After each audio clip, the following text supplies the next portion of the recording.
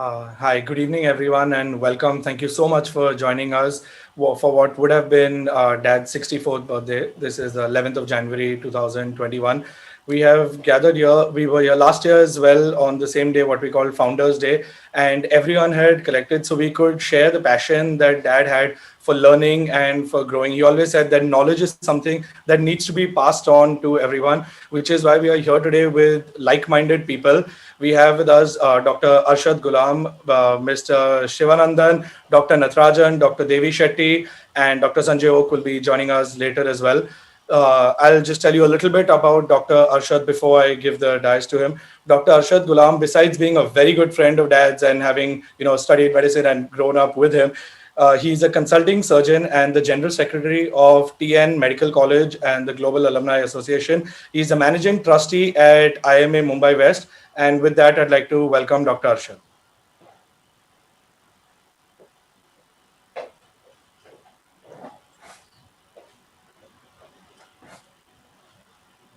Well, thanks, Rishi, and good evening, friends. I am Dr. Arshad, as Rishi has introduced me, and I am signing in from Mumbai. I'm aware that there are some of us who are joining in, logging in from North America. For them, a very good morning. Those who have logged in from Europe, a very good afternoon. Well, I believe there are more than 24 time zones across the continent, across the globe.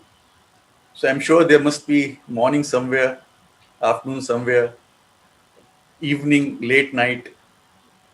So I welcome you all to this edition of Dr. Rakesh Sinha Memorial Lectures. We begin, first thing first, I would like that we observe 2 minutes of silence. And this is not meant to condole. This is basically a celebration of the memories which we have, which we cling on to, the moments we spent with Rakesh. So let's all close our eyes and spend next 2 minutes remembering Dr. Rakesh Sinha.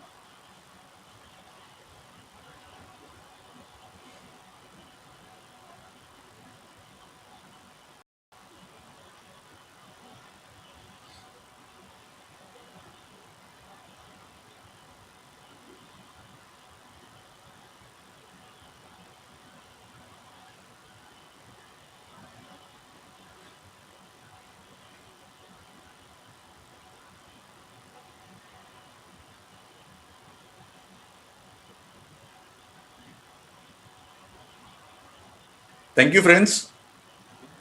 It's my honor, pleasure, and privilege to welcome each one of you who has logged in from across the globe, from across the continents.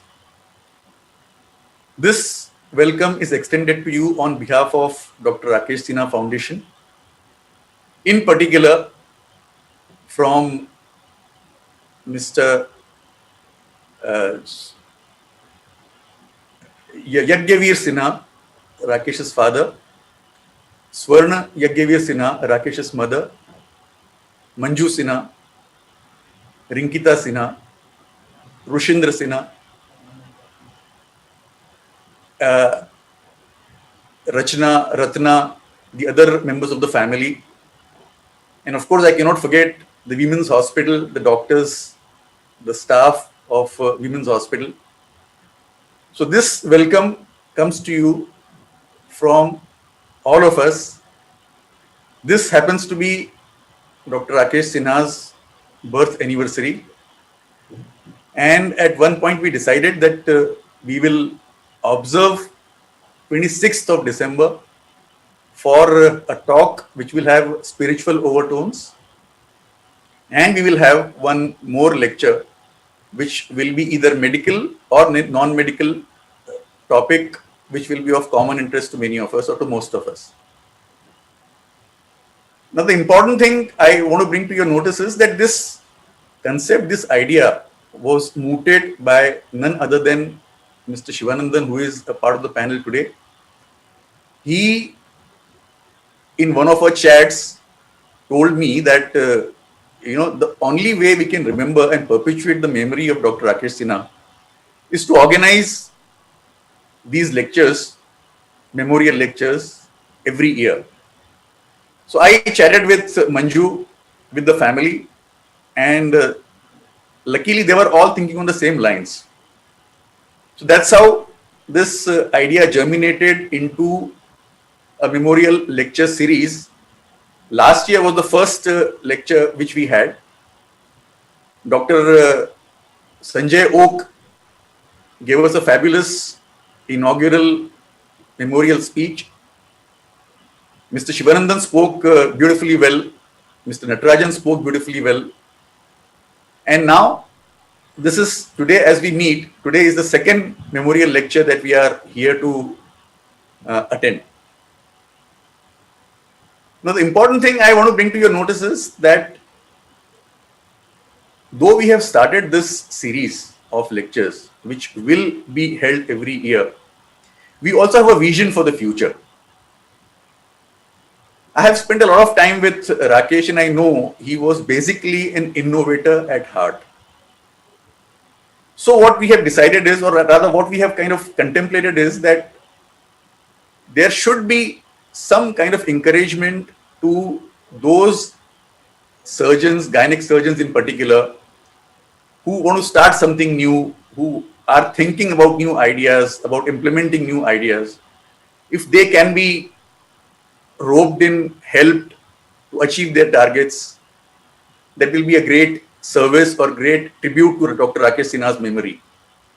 The first step we took in that direction was the Rakesh Sinha Foundation donated a 3D camera system to Nayar Hospital worth almost 35 lakhs or more. So that is the first priority as far as the future is concerned. Then, of course, we will be keeping a watch on those young doctors, youngsters who have innovation as their idea, who want to progress ahead, think of the future, have a vision for the future. We will try and help them out continuously. Now, another thing which I want to expand here is I have known Rakesh right since my pre-medical days. And he was always, even during medical school days, thinking about the future of medicine, the futuristic part of the medicine. And I remember he used to always read recent advances in medicine, recent advances in surgery, recent advances in gynecology. I mean, well beyond what he was taught as a student, his vision, his focus was always on the future.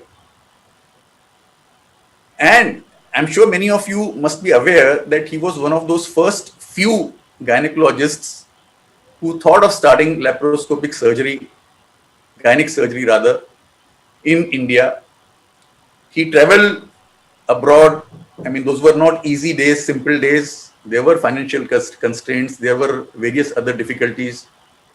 He surmounted almost all those difficulties, went to the Western world, went to Europe, learned laparoscopic gynec surgery, and came back to India and started practicing it. I'm talking about 1990, somewhere around 1990. Now, the important thing I want to mention here is that at that point of time, there was a huge opposition to what Dr. Rakesh Sinha and some of his colleagues had started. A human being by nature, as you know, is status quoist. And it does not very easily take to innovations, new ideas, new thinking, original thinking. So he did face a lot of problems from his own colleagues, mostly seniors who were very used to conventional form of surgeries. And at many times, on many occasions, he did feel a little disappointed. But he never lost his determination, his sense of perseverance.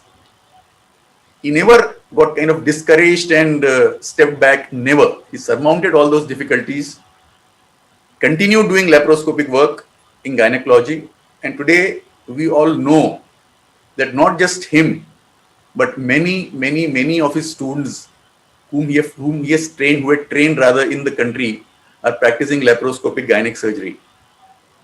It's very unfortunate that the country we live in has a very didactic form of educational system. This is a system which unfortunately believes in producing slaves for the job market. It does not encourage innovation, it does not encourage original thinking, it does not encourage lateral thinking. And Rakesh was all this. He was an innovator, he was an original thinker, a lateral thinker in many ways, and he believed in research, continuous research. So that is the reason why we have thought for the future as something which will help the youngsters, the upcoming gynecologists who can take up innovative ideas, innovative applications of their ideas and do something for the future. So with these few words, friends, get ready for getting motivated, get ready for getting inspired.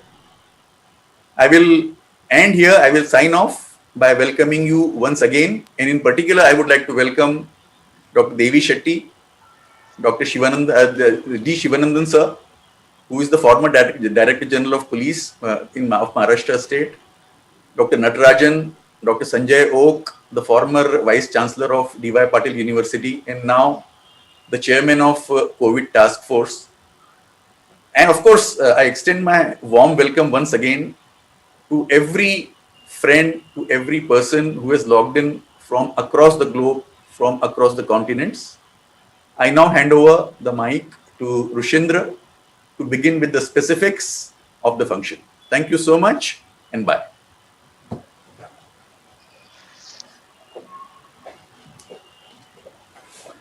Thank you so much, Dr. Arshad, for those wonderful words. I'd like to introduce our next speaker, Mr. D. Shivanandan. Everyone knows him as he is one of the most dynamic faces in the Indian police. He has been in the Indian police in the Maharashtra police for 35 years and has retired as the DGP of the state.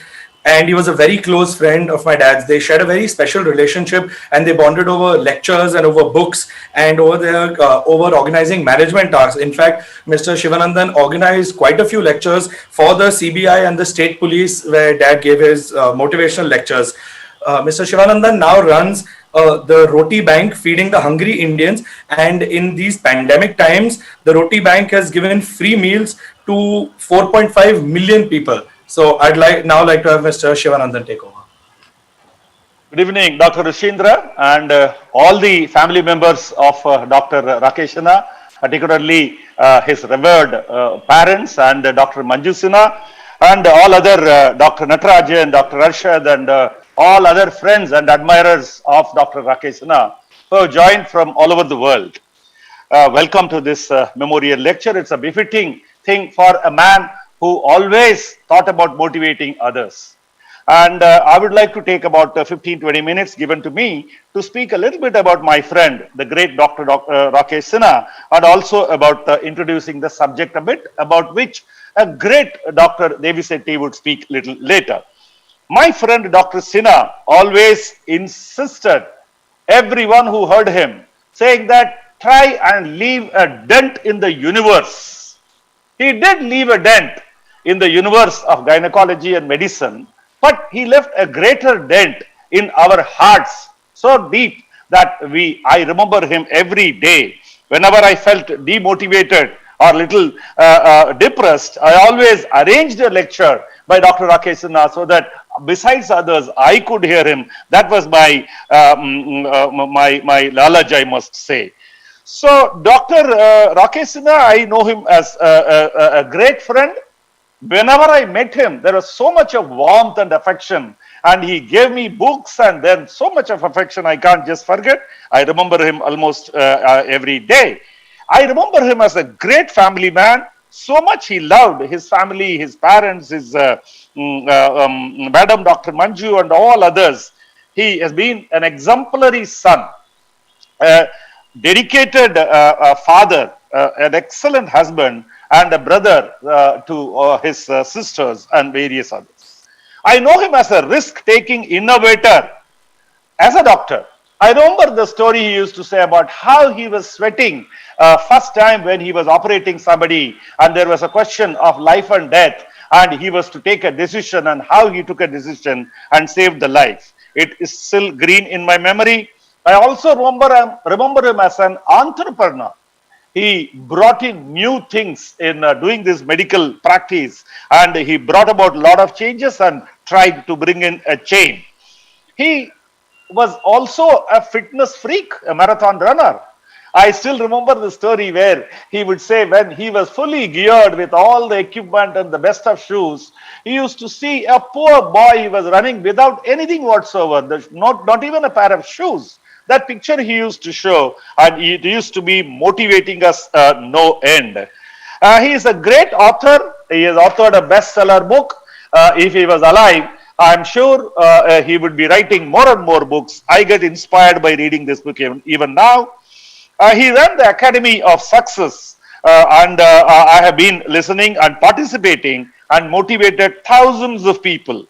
I remember his training programs for the doctors in JW Marriott where thousands of doctors attended. It was an annual feature where I invariably participated and gave some of my thinking also, thought process also.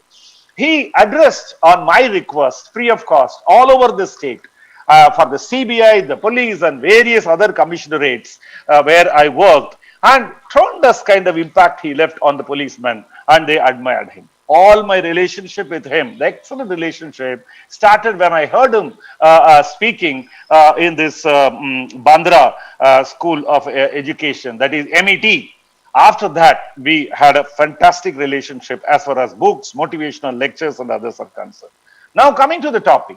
This topic during this pandemic time is the most appropriate topic about overcoming failure.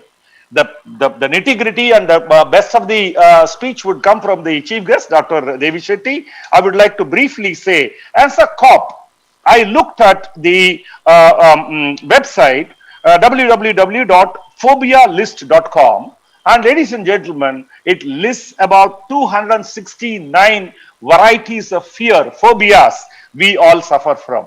Fear of failure, about which we are going to talk about, is the most dominant and prominent one. And why don't people ask questions in a conference or in a classroom or anywhere?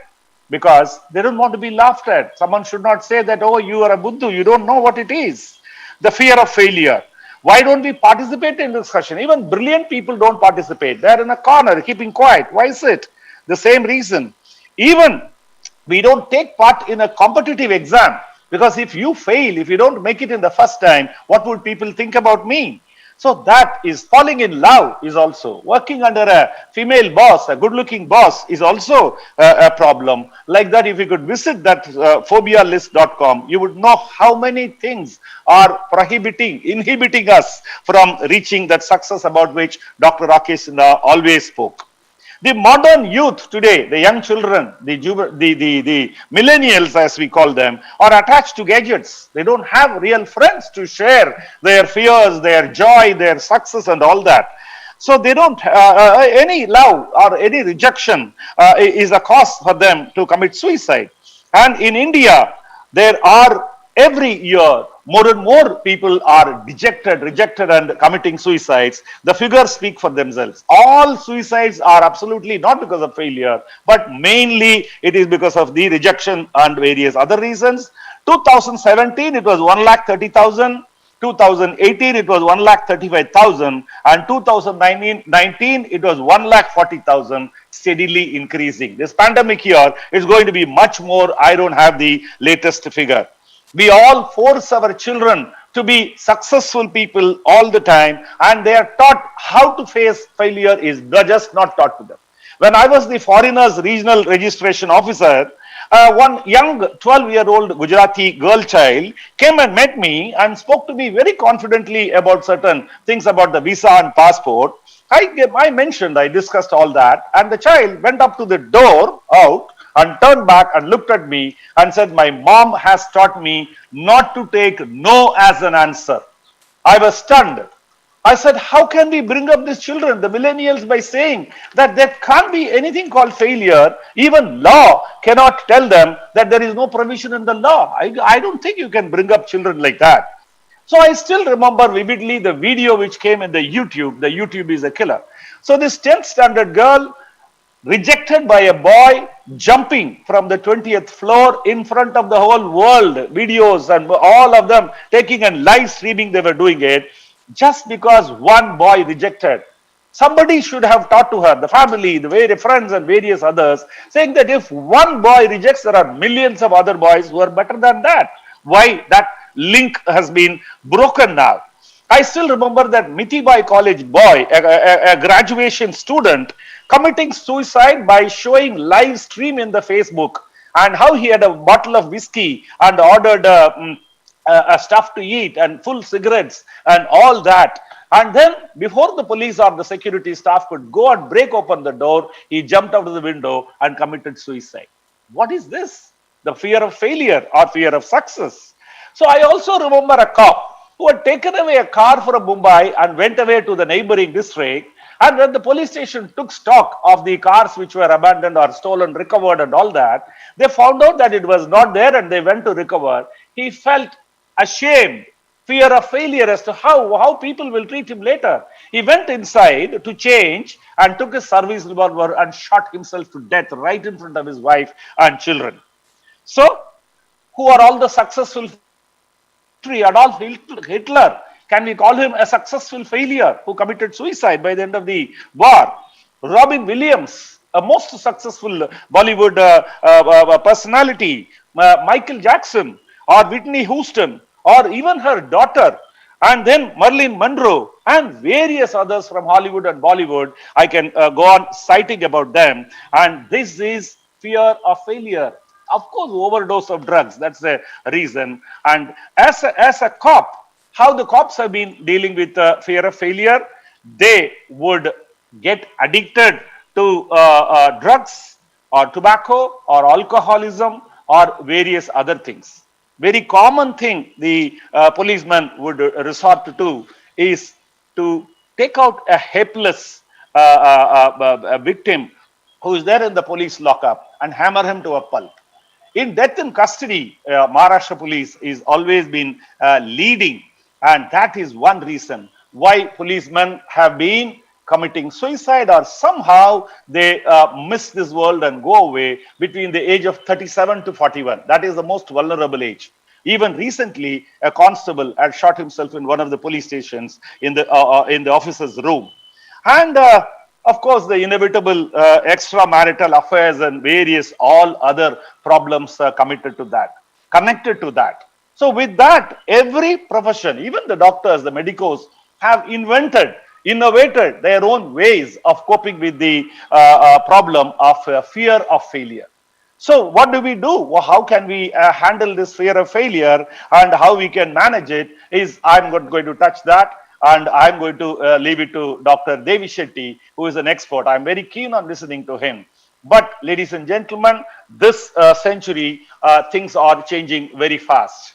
And when things are changing so fast, many of the erstwhile things will be wiped out. Many industries, many businesses, variety of ways of doing things. Also, even the medical profession, everything will be changing. What was there yesterday is not there today. And in this internet world, dark web and cryptocurrency touching $40,000 per one Bitcoin, things will be sweeping off our feet, and changes will be the order of the day. In that, unless we teach our children how to cope up with the failure, how to face a no as an answer, and how to teach them that if one window is closed, 1,000 other windows will open. If one door gets closed, there will be 1,000 other options for you. So while we are preparing our children to be excellent in mathematics, English, studies, dancing, and sports, and whatnot, we must always teach them how is it to be number two. Everyone cannot be number one, and everyone cannot be the first rank holder. There has to be number two, number three. And if there is Johnson or any other top sports person, there has to be other unknown people who are missing the title by 1 millionth of a second. If we can teach our children and allow them to come with the families, joint families are no more there, come into the family, have real friends, not the Facebook friends, and face this problem, we will be avoiding 1,40,000 young people dying. Farmers' death and all apart, I am not talking about. And main reason is rejection. So rejection has to be taught to people. Of course, accidental death and other things are another 1,40,000. I am not touching about it. With this, I remember my great friend, Dr. Rakesh Sinha, and I pay my heartfelt respects to his parents and the family members. And this is a great tribute to a great motivational speaker who has left a dent in the universe and also in our hearts. Thank you very much for giving me this opportunity. Dr. Rushindra, over to you. Thank you very much. Thank you so much, sir, for those kind words. And yes, you're absolutely right. You know, the next generation and the next decade or the next century is going to be very different from the previous one. With that, I'd like to introduce Dr. Natarajan. Now, Dr. Natarajan asked me to keep his introduction very short to one line. But for someone who is an ophthalmic surgeon, the former president of the All India Ophthalmological Society, as well as a Padma Shri awardee, I think it's very difficult to cut it short. So I'll let you take over, but you have so many awards, it's very difficult to summarize it down, sir. Sir, you need to unmute yourself, sir. Thank you, Rushindra, for the thing. And then so happened, I just realized Dr. Rakesh Sinha is born one day earlier to Swami Vivekananda.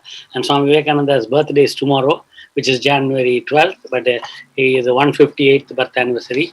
And Rakesh is about 63rd, I think, birth anniversary today. So I wanted to fondly remember the book he gave me, because the Robert Greene, The Concise Mastery, and this is what he wrote. Dear Nati, all the best, you are an achiever. And I think he was a great inspiration for me. And the reason I think he gave me this book is I attended his program and in the JW Marriott regularly, where even Shivanandan is a he's also a speaker in that program. And generally, I think most of the time, he also made a man who climbed the Mount Everest to speak. And in this book, he described the Michelangelo and Leonardo da Vinci and how they were not educated, but they had their things in the mind. And you'll be shortly seeing. And I wanted to say that his famous book, Rakesh Sinha, The Anatomy of Success, and this is what he wrote. Dear Nati, hey friend, great knowing you, wish you all the best. And I actually, he himself has mentioned the 26,000 genes we all have and what is there. And he said that don't believe that gene, you should come out of the thing and do it. And Swami Vivekananda also said, you are the creator of destiny. That means he said, you can create your own destiny with your hands. And you'll be just shortly seeing when I introduce Dr. Devi Shetty. And this is a book gifted by Dr. Abdul Kalam to me, Medicine and Compassion. And this, I'm actually writing a book now, Dr. Natarajan's Compassionate Eye Care. I just wanted to read the definition of a physician, which Dr. Rakesh Sinha, who lived by it, and now we have a living legend, Dr. Devi Shetty, who's also living by it. And this is from this book. I'm just this is by Dr. David Schlim and the first Dalai Lama Rinpoche. The foreword is written by the Dr. Donald Feinberg, psychiatrist, and Harvey Feinberg, President, Institute of Medicine of the National Academics, Washington, D.C. A physician shall be dedicated to providing competent medical care with compassion and respect for human dignity and rights, the first principle of the Code of Medical Ethics of the American Medical Association. And I think every time we think about America, but I think Dr. Devi Shetty, my mentor, Dr. Badrinath, and Rakesh Sinha had mentioned it. And then the great thing is Swami Vivekananda's thoughts. He said, when you ask an English boy, he will say, I'm confident. When you ask an American boy, he says he's confident. When he writes about India, he says, why the boy, even his father and his grandfather cannot say he's confident. And that was in 1895. But I'm glad we are living in the time of Dr. Devi Shetty, a great legend, which now I will share my screen. So in the first, I just want to show we have Dr. You can see my screen, Dr.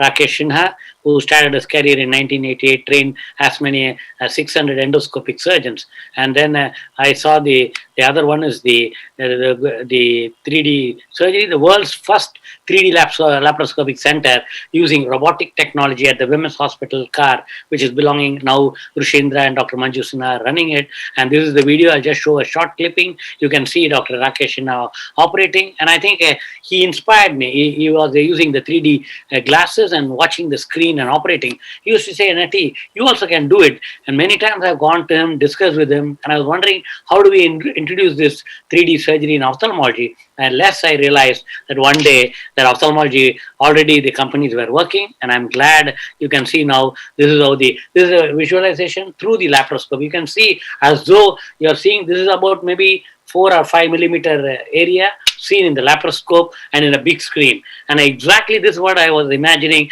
Can I see a 70 mm screen and operate? And now I'm actually happy to say I'm one of the world authorities on using 3D vitreous surgery using the Zeiss system. I don't have any financial interest. The Zeiss surgery called RTO 850 system. So here they use the laparoscope. That means they manipulate the things using a keyhole surgery, and we also do the keyhole. We do the smallest keyhole surgery in the world. So now I'll go back to my thing to introduce Dr.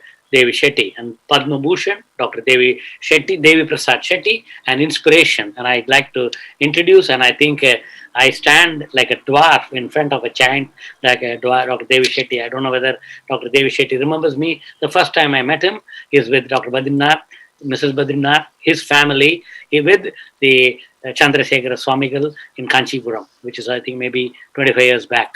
And then we saw already the YouTube, and we have this journal Gynecology Surgery, which shares the 3D laparoscopy technique and initial experience. Not only in YouTube, he had published in January 2013 as the first 3D surgery, and then this is the one he published, and this was a 2 times Guinness record. And we have now. I wanted to show more. I think we can keep talking about Rakesh Sinha, but I think we wanted, as Rakesh Sinha wanted, we wanted to speak more about Dr. Devi Prasad Shetty, who's the hero of today's talk, not only for today, but I think that he's a hero for all the doctors in India. And you'll be seeing surely how I'm actually following him. And if you have a flair for art and think you will be an outstanding artist, you are likely to be a good surgeon. What a great definition he has given. And Dr. Devi Shetty was born on May 8, 1953 in Kinnigoli village in Karnataka. In the 5th grade, Dr. Shetty heard about a South African surgeon, Dr. Christian Barnard, who had performed the world's first heart transplant. I'm glad I worked with Dr. B.K. Goyal, a cardiologist in Bombay, who was a Padma Shri, Padma Bhushan, and Padma Vibhushan. And he brought Dr. Christian Barnard to Bombay. And I moved to Bombay in 88, and I didn't meet him, but I was there along with Dr. B.K. Goyal when he brought him. He was amazed at this surgery and began reading about it in depth. Even I read it. I think every surgeon, and whether you're an eye surgeon or a gynecologist, will be knowing Dr. Christian Barnard because of his first heart transplant. When people thought you can't transplant heart, he became inspired by this surgery and dedicated to pursue further education in medicine and change people's lives. And this is Dr. Christian Barnard talking. A determined man by nature, completed his graduate degree in medicine and later pursued postgraduate work in general surgery from Kasturba Medical College, Mangalore. After his postgraduate studies, he trained in cardiac surgery at Guy's Hospital in the UK as a cardiac surgeon. And Dr. Devi Prasad Shetty wanted to make healthcare affordable for the people in India. I also wanted to remind Dr. Devi Prasad Shetty that my friend worked as a junior registrar with him, Dr. Ganga Prabhakar, who is my best friend. We both have done combined studies. He's a cardiac surgeon in Virginia in US now. But unlike Dr. Devi Prasad Shetty, he continued to live in US, but Dr. Devi Shetty came back to India. And I salute you, sir, for coming back to India and serving not only India, you are serving, training people all over the world and from India, and also who brought telecardiology. I know I've seen you doing telecardiology when even you were discussing with the Rotary Eye Hospital in Calcutta. I forgot the name. And then you were in B.M. Birla Heart Hospital. I've come to B.M. Birla Heart Hospital probably in the mid 80s when I was a consultant in Shankaranathra to meet my friend. And I heard about you. So great, you are doing a great and coming back to India and settling in Bangalore. And while growing up, he witnessed many poor people dying at a younger age because they could not afford medicines and medical treatment. To prevent such calamities, Dr. Devi Prasad Shetty started the Manipal Heart Foundation at Manipal Hospital in Bangalore. In 2001, he founded the great Narayana Hridayalaya, which is a multi-specialty hospital in Bommasandra, Bangalore. And Narayana Hridayalaya, which is what it started with, and now it became Narayana Healthcare. And Narayana Healthcare is also running a hospital in Bombay, which is run by them it's a children's hospital along in the Haji Ali. Dr. Devi Shetty is a surgeon by profession, but he's also a great thinker and a philanthropist.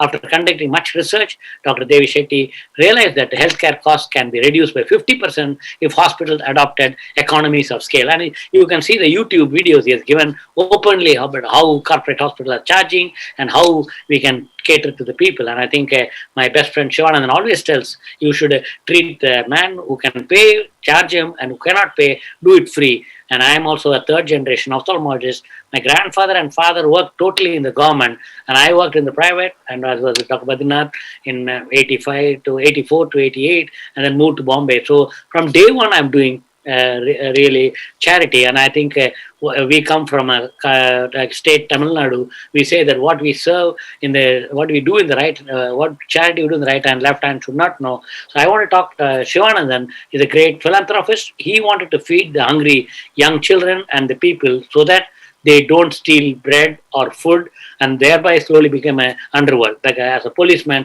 he wants to prevent the crime. And I think just by feeding hunger. And we, like doctors, want to treat free the treatment who cannot afford free. And I great salute to Dr. Devi Shetty. And we in ophthalmology do a lot. And his brother-in-law, Dr. Bhujang Shetty, has done a great Narayana Netralaya. Since Dr. Devi Prasad Shetty is keen to help the poor, all his efforts in the field of medicine are aimed at reducing healthcare costs for the benefit of poor patients. And we really salute you, sir. He also founded Rabindranath Tagore International Institute of Cardiac Science in Kolkata. He was a great Mother Teresa surgeon when she was admitted with a heart attack. He has many fond memories of treating the mother, and what started as a professional doctor-patient relationship soon became a guru-shishya equation. And there are so many memories. Once after seeing a blue baby, mother said, God must have been absent-minded when he made such children. That means there was a cardiac defect in those children, and that's why the children were going blue. And then he sent doctors like Devi Shetty to fix them. It was one of the best compliments I had ever received. And this is what Dr. Devi Prasad Shetty has mentioned. With his innovative mind, has managed to cut operating costs by using cross-ventilation instead of air conditioning in hospitals, among other cost-cutting measures. And another great accomplishment of Dr. Devi Prasad Shetty is the implementation of the world's cheapest comprehensive health insurance scheme, Yasha Ashwini, at rupees 10 per month. As of today, 4 million people in Karnataka are covered under the scheme. Again, another salute to you. And awards and laurels. And I think it's a big list. And I'm glad I have the opportunity to read so that I'm inspired. And not that I want to apply for awards, but I think it's a great inspiration for people like us, me, Dr. Rohit Shetty, and all young ophthalmologists or cardiac surgeons. Just to say, it's not the question of degree, it's the question of what you have done. Honorary degree, Indian Institute of Technology in Madras in 2014, Padma Bhushan for Medicine in 2012, Entrepreneur of the Year at the Economic Time Awards in 2012, Indian of the Year in Public Sector, chose by CNN IBN for 2012, Ernst & Young Entrepreneur of the Year, Life Sciences in 2012, won the 2011, the Economist Innovation Awards for the Business Process Field, Honorary degree, University of Minnesota in 2011, Schwab Foundation's Award in 2005, Padma Shri Award for Medicine in 2004, Dr. B.C. Roy Award in 2003, Sir M. Visvesvaraya Memorial Award in 2003, Ernst & Young Entrepreneur of the Year, Startup in 2003, Rajotsava Award in 2002, Karnataka Ratna Award in 2001. And I think the award goes on. And the greatest contribution now in Netflix, I think everybody should see this, The Surgeon's Cut.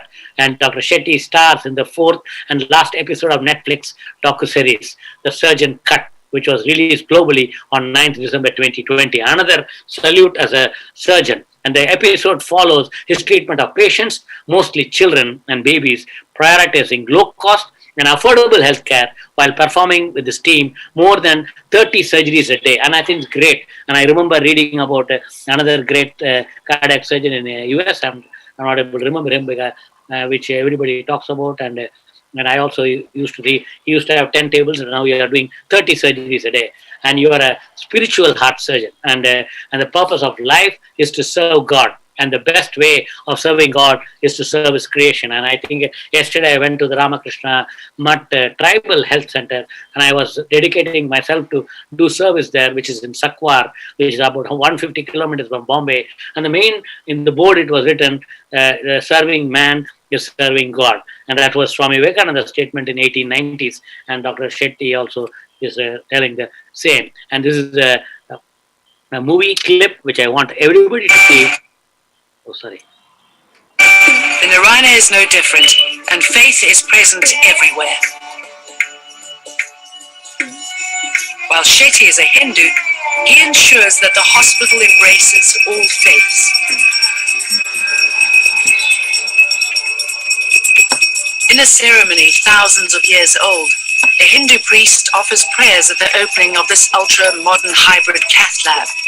Not to do so would be unthinkable.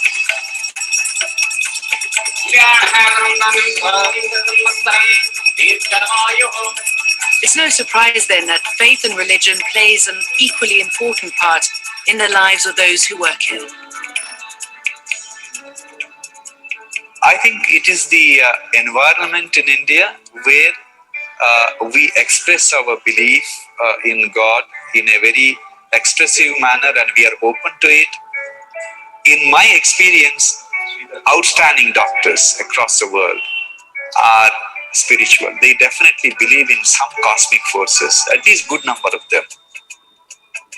If any heart surgeon says that the outcome of his surgery is because of his skill or his dexterity, he is kidding, he is fooling himself. I operate on some of the most complex cardiac conditions. By the grace of God, most of them survive, some of them don't survive. There are patients who had absolutely no chance of survival. They get the operation done, in 7 days they go home. At the same time, there are operations where the success rate was excellent, and if that patient doesn't survive, who decides who survives, who doesn't survive? It's not me.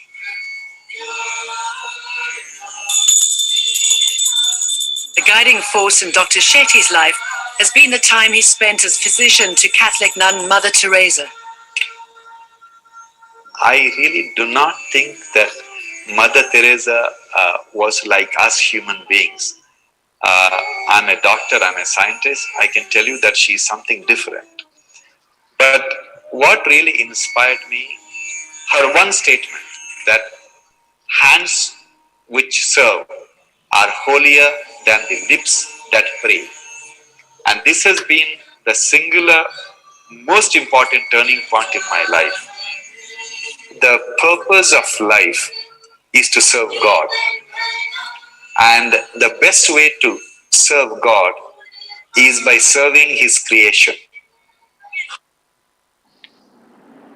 So, humbled and honored to be in his virtual presence, I welcome Padma Bhushan Dr. Devi Prasad Shetty, and I actually want to also read something about the Ramakrishna Paramahamsa's, Swami Vivekananda's birthday tomorrow. And Dr. Devi Shetty, good evening. So I just want to read, when I read about Ramakrishna Paramahamsa and Vivekananda, every time I remember you. And I almost talk very often, every week, to Rohit Shetty and Bhujang Shetty about you, sir. And I think so many times I wanted to come and spend some time with you in Bangalore. I hope I can do that. And I don't know whether you remember, along with Mr. Ramadurai and Mr. Anil Naik, I called you maybe 10 years back to talk about the hospital in Hajiri. I wanted to read about this Vivekananda's thing. Tomorrow is his birthday. And Swami Vivekananda, I think when I read him, it looks like your life. Swami Vivekananda was at many times a man of inconceivable attitude of thought, and often to all appearances a living paradox. But beneath the surface of appearance, he was clearly the living explanation of the spiritual life. And that's what you're doing, Dr. Devi Shetty, and as a cardiac surgeon. And the understanding of the man, seemingly almost impossible, becomes almost simple when remembered that he was a man of manifold realization. Again, you. And thus all the apparent paradoxes of his thought were reconciled by the greatness of his heart and by the consistencies of his emotional consciousness. He was intellectually like a great hammer, mercilessly beating down the structures of complacent belief. And I was very upset when he resigned from the Medical Council of India. And I called Dr. Bhujang Shetty and Dr. Rohit Shetty and said, how come a person like Dr. Rohit Shetty, Dr. Devi Shetty gets out of Medical Council of India? I know Dr. Badrinath always told me, how can you waste your time in All India Ophthalmic Society and waste your time? But I think people like us, I feel it's like a toilet, and particularly like a public toilet. If you and me don't clean it, who's going to clean it? And I think we have to do that. And you are like that. You are using the hammer mercilessly. And I have seen your videos on talking about the private medical colleges and asking about the capitation fee. And I think you are very open. And I think it's very important.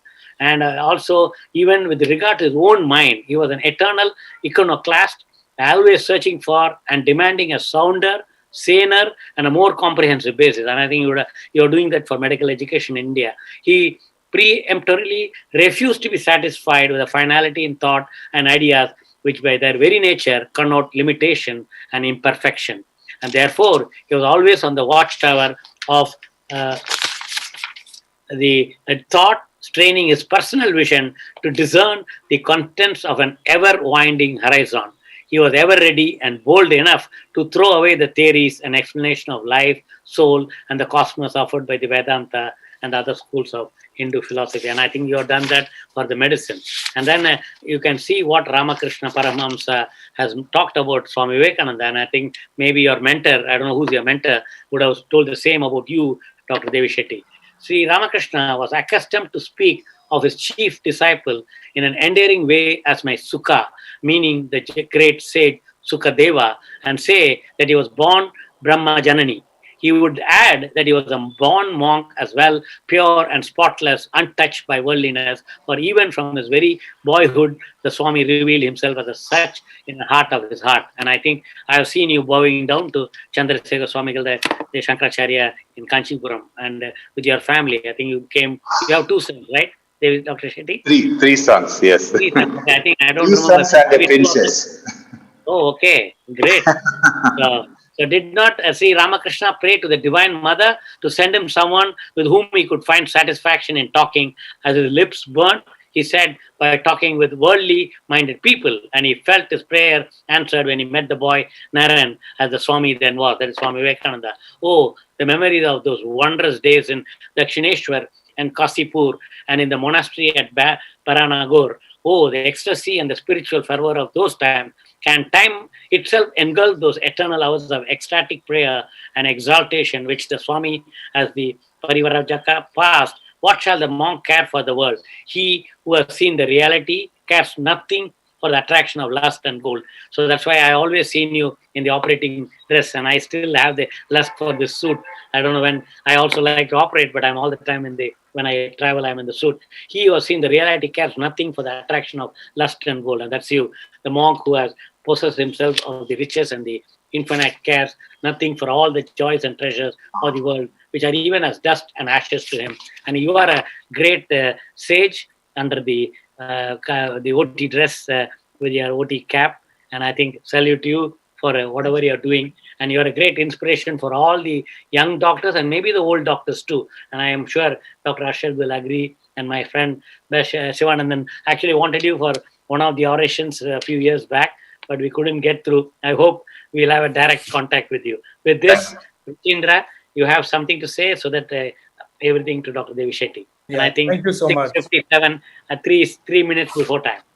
Thank you so much, Dr. Natarajan. Sir, we won't take too much of your time. Over to you, Dr. Devi Shetty. Thank you. Thank you so much.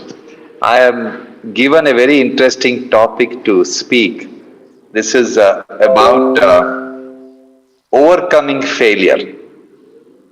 Now, let me start from the assuming that lot of listeners are doctors and the medical students. Where does the failure start? Failure starts, the concept of failure starts from the childhood in the school.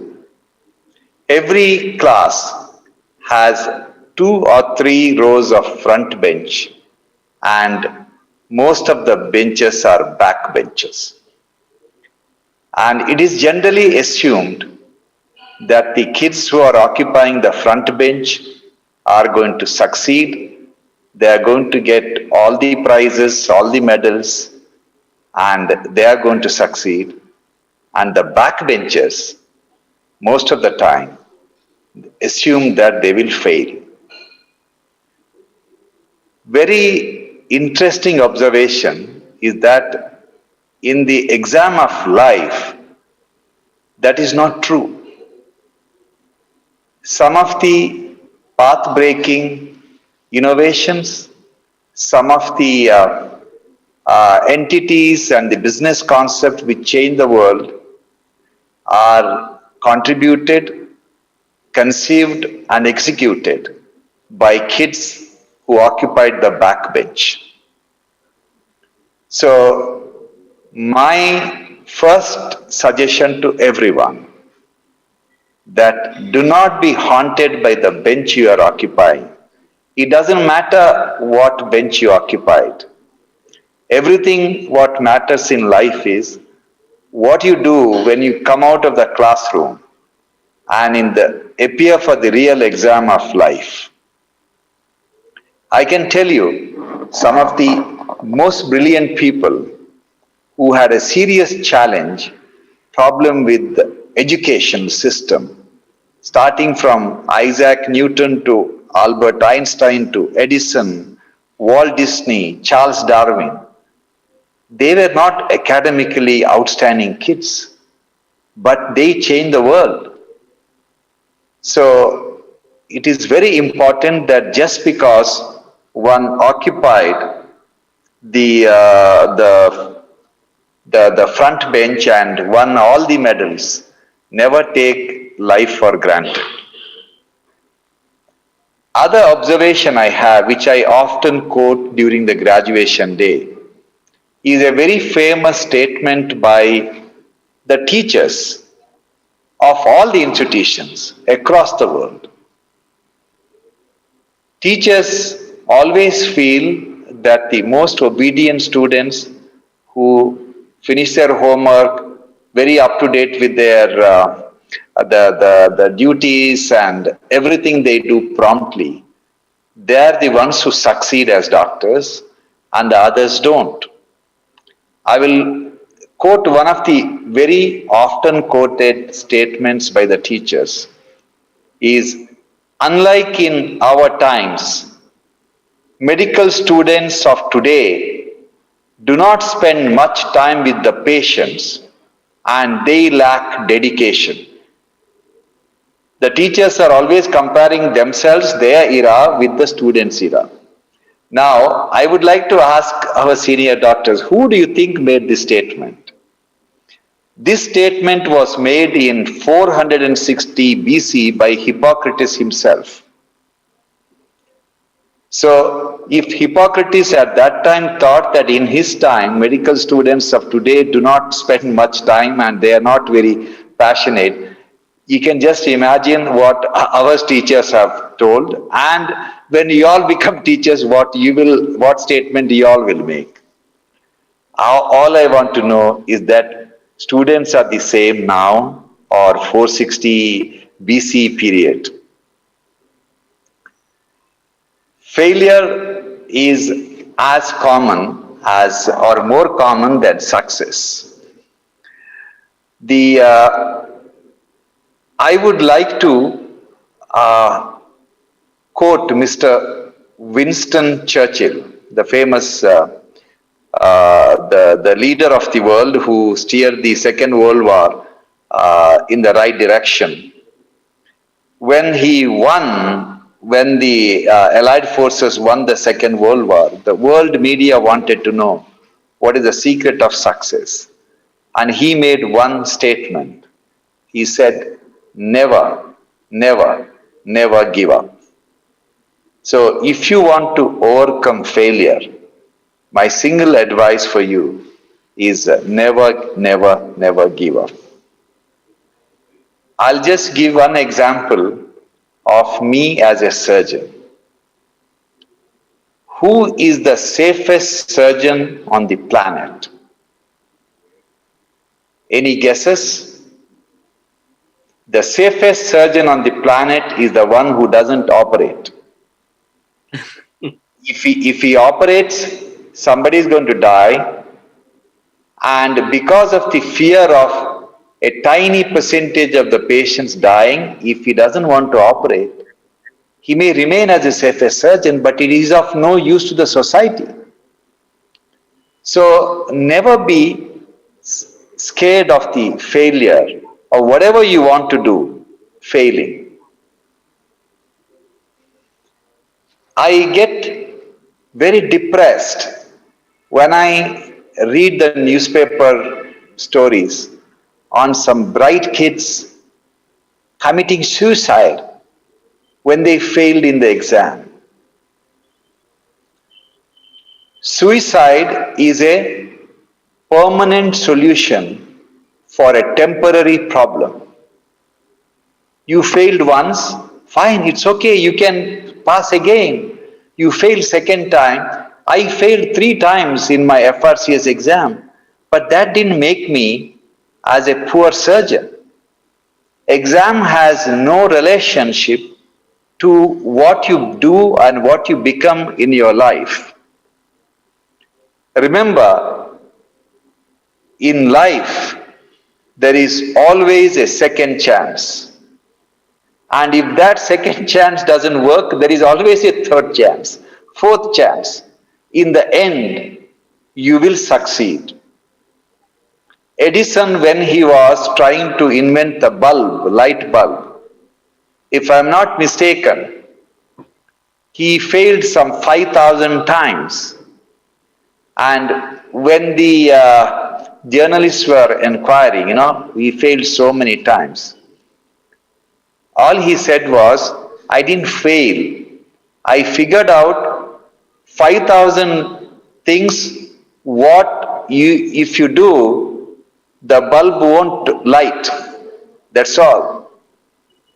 So in every failure, there is a lesson we all have to learn. And always remember that the failures are always temporary. One of the interesting lessons I learned in my life is we should always be observant, watching many people doing various things. Some of them succeed, some of them fail. As a surgeon, I keep visiting other surgeons who are operating, and I watch how they operate, how their operating room is, how the facilities are. I look at everything. Most of the time, when I see an average surgeon operating, I learn how not to operate. Sometimes I do learn how to operate, because there are surgeons, when they finish the operation on the heart looks like dog's dinner. You may not like to learn anything from them, but you have learned something what you shouldn't be doing. So essentially, whether you learn something right or whether you do not learn something what is right, you have finally learned something.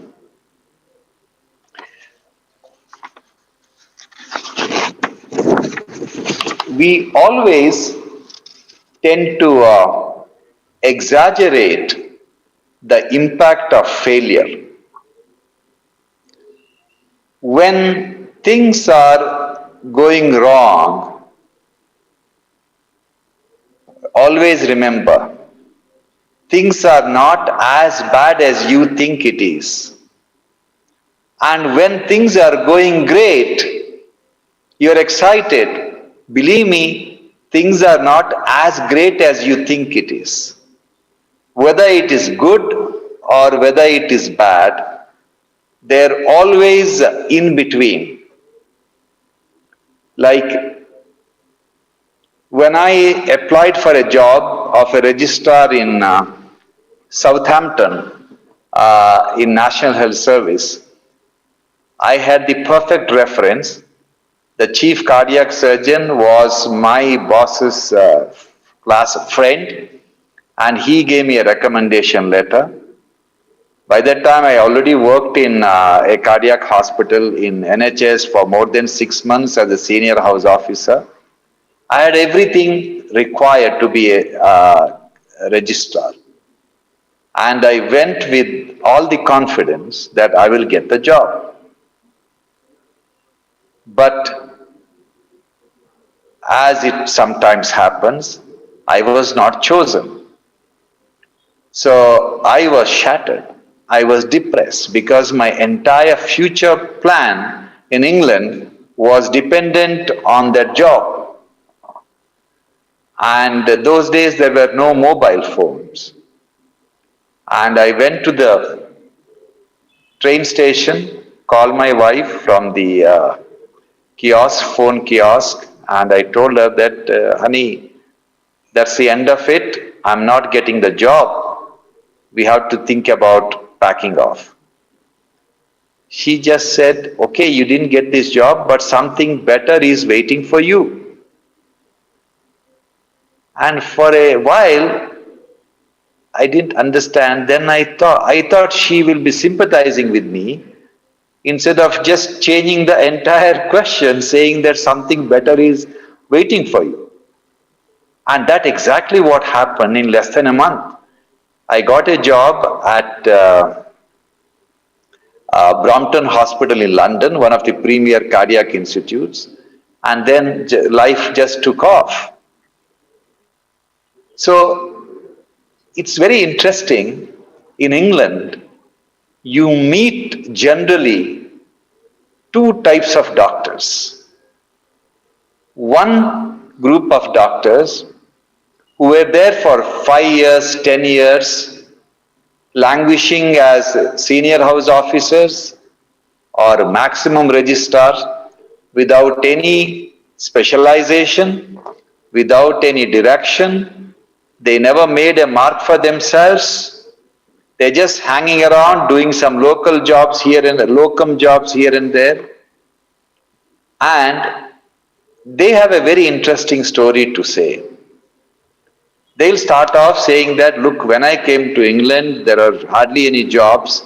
With great difficulty, I managed to get one SHO's job in surgery, but my consultant was a useless person. He was racist. He never liked Indians. They have all kinds of description on how bad the entire NHS system was against them. At the same time, there are a few other doctors, Indian doctors, I talked to them. They have done extremely well. In 3 years, they finished their fellowship, and in 5 years, they became registrars, and they became consultants in 7-10 years' time. And when I asked them, how was your experience? They say that, I am a very lucky man. The day I landed, there are so many jobs going, I could pick and choose. And I worked with the English consultant who was a wonderful human being. And he really allowed me to flourish. He gave me all the chances, then gave me a fantastic reference, and then I landed a job in London Teaching Hospital, and I finished my exam, and in no time, my life was made. It's the same era, same system, two different characters, presenting you two different stories. What does it say? All it says is your destiny is decided by your attitude. Remember, attitude is the most important thing in your life. It doesn't matter how talented you are, how skilled you are. If you do not have the right attitude, you're not going to succeed. So, what are the basic qualities of a nice attitude? The most important quality is be humble, be polite. It doesn't matter how great a person you are, how good a doctor you are, how great a surgeon you are. You should be humble and polite. It doesn't cost you anything to be nice to others. It's entirely free. And never criticize others as a doctor.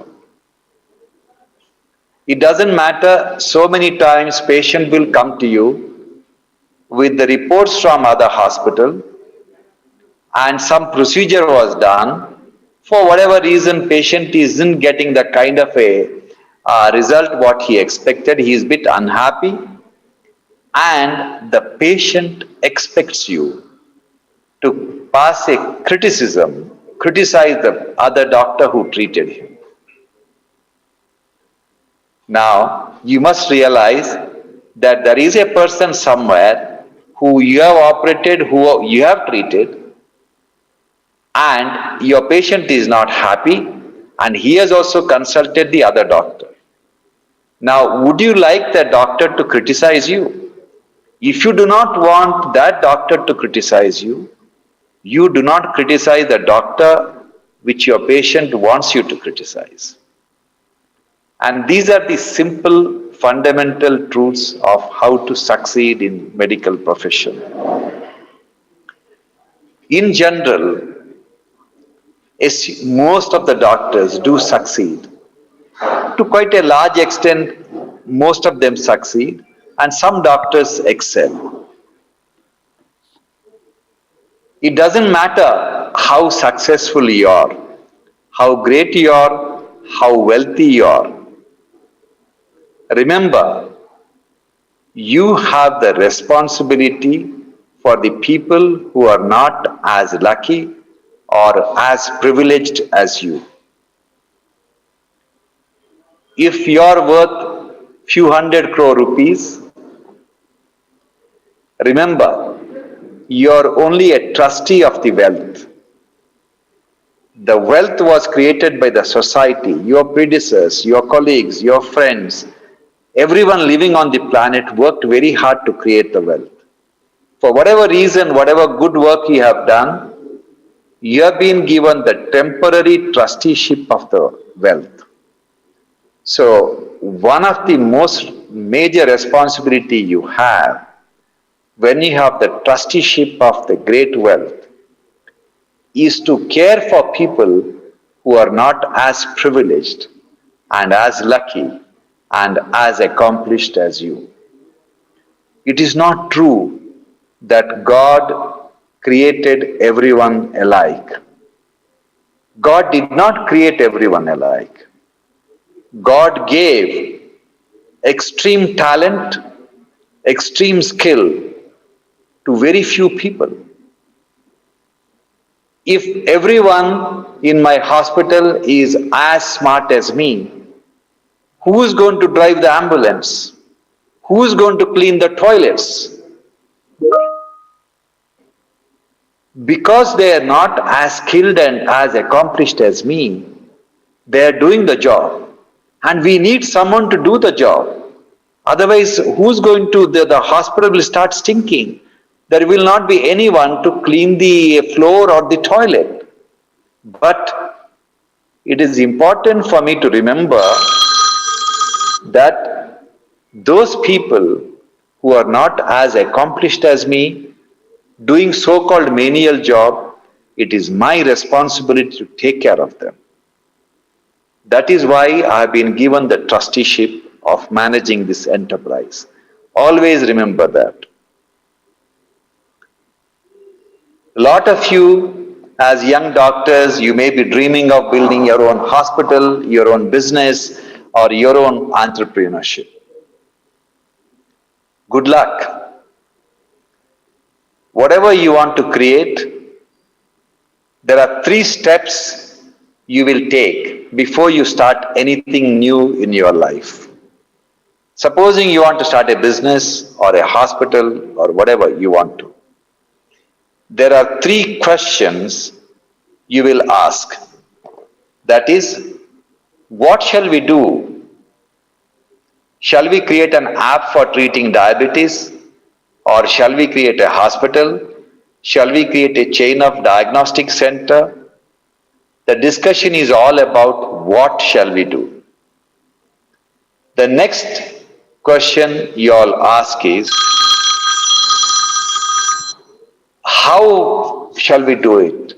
Where do we raise the money? Where do we start the venture? Who do we take as employees? It's all about how. But very rarely we ask the question, why? Unless the answer to the question of why and the answer to the why question is a solution which is going to make this world a better place to live, believe me, you will come across several hurdles. There is a very interesting scripture statement by our ancient scriptures which says that when you are striving to make this world a better place to live by making the life of a common man much better, cosmic forces conspire to make your dream come true. You will get support from totally unknown, unheard quarters. People who never thought existed in this world will come and join your mission. This is exactly what our scriptures say. The cosmic forces will conspire for your dream to come true. This is the power of purpose. You all know Mahatma Gandhiji. Mahatma Gandhiji wasn't the strongest person. He was 5 foot nothing. He was not one of the most greatest orators. He didn't come from a wealthy family of royalty or the kind of a wealth to support him. But how could he win against the most powerful empire of the world with nothing in hand? He could mobilize 400 million Indians at that time. There was hardly, forget about internet, there was not even a proper newspaper. How he could convince all of them to sacrifice their life if required for a cause which they never knew the meaning. Because if he told them that we are all slaves, we have to come out of slavery, they don't know what it is not to be a slave, because their parents were slaves, their grandparents were slaves, and their great-grandparents were slaves. You can make people to fight for something they have experienced it before and they have lost. They will go to any extent to fight. But they never experienced what freedom was. But he could convince all of them to sacrifice their life for a cause they had no idea what the meaning was. That is the power of purpose. And I would like you all to think that whatever you want to do, the why you should do it should be so powerful that everyone should join your mission. And my last advice to all of you is that one day, if you're not married, one day you will get married. And you must succeed in the exam of marital life. And I have only one advice for you. After being married for 5 years or 10 years as a man, you may think that if only my wife is little bit more understanding. If only my wife was like this, if only my wife was like that, without really thinking that your wife is also thinking the same way about you. So, the best way to have a harmonious marital relationship is for you to tell your wife and the wife to tell the husband that I am not okay, you're not okay, but that's okay. That will be the best solution, best formula for a successful marital life. Thank you so much for your patience listening. Good luck and God bless. Thank you. Thank you. Thank you, Dr. David Shetty. And before Rishindra, thanks you. I just wanted to have only one short question. Like I heard you talking about the capitation fee and the doctors joining. And as you said, Hippocrates also, or during 450 BC, they have mentioned that. Now, I think a lot of young doctors want to make quick money. And I think everybody wants to make money. And I remember Dr. Badrinath telling making money is not a problem. But I think the quick money is a problem. And I think they all tell, oh, we are studying for 10 years and 15 years, and we are going to super specialize. So it's going to take time.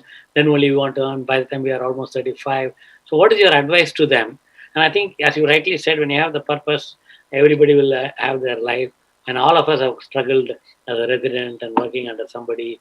And I think surgery is a gurukula, but somehow it's not being understood by the surgeons or the youngest surgeon. And Rakesh was a great teacher, and he was actually promoting 3D surgery. He was ahead of time, and that was a problem for him. That's why Dr. Ashil mentioned. I don't know whether you met Dr. Rakesh, but I think he was always talking about teaching, and whatever he knew, he wanted everybody, and he welcomed surgeons to come to same thing what you do and Narayan Netralaya is doing. But I think, what do you advise? How do we motivate?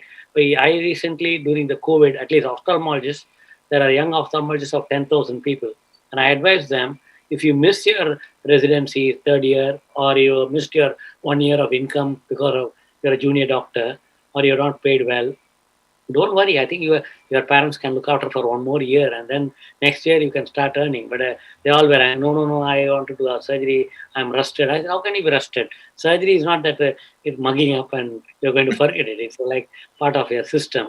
So what is your advice to them when they are eager to earn? I mean, they sometimes negotiate even for salary or for their expenses, and they say the cost of living. When you are a resident, not a problem.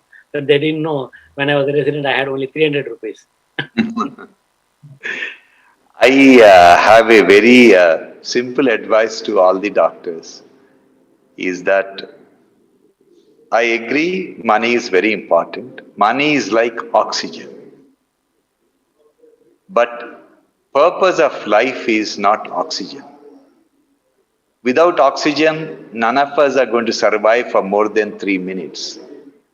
But are we leading our life around the oxygen?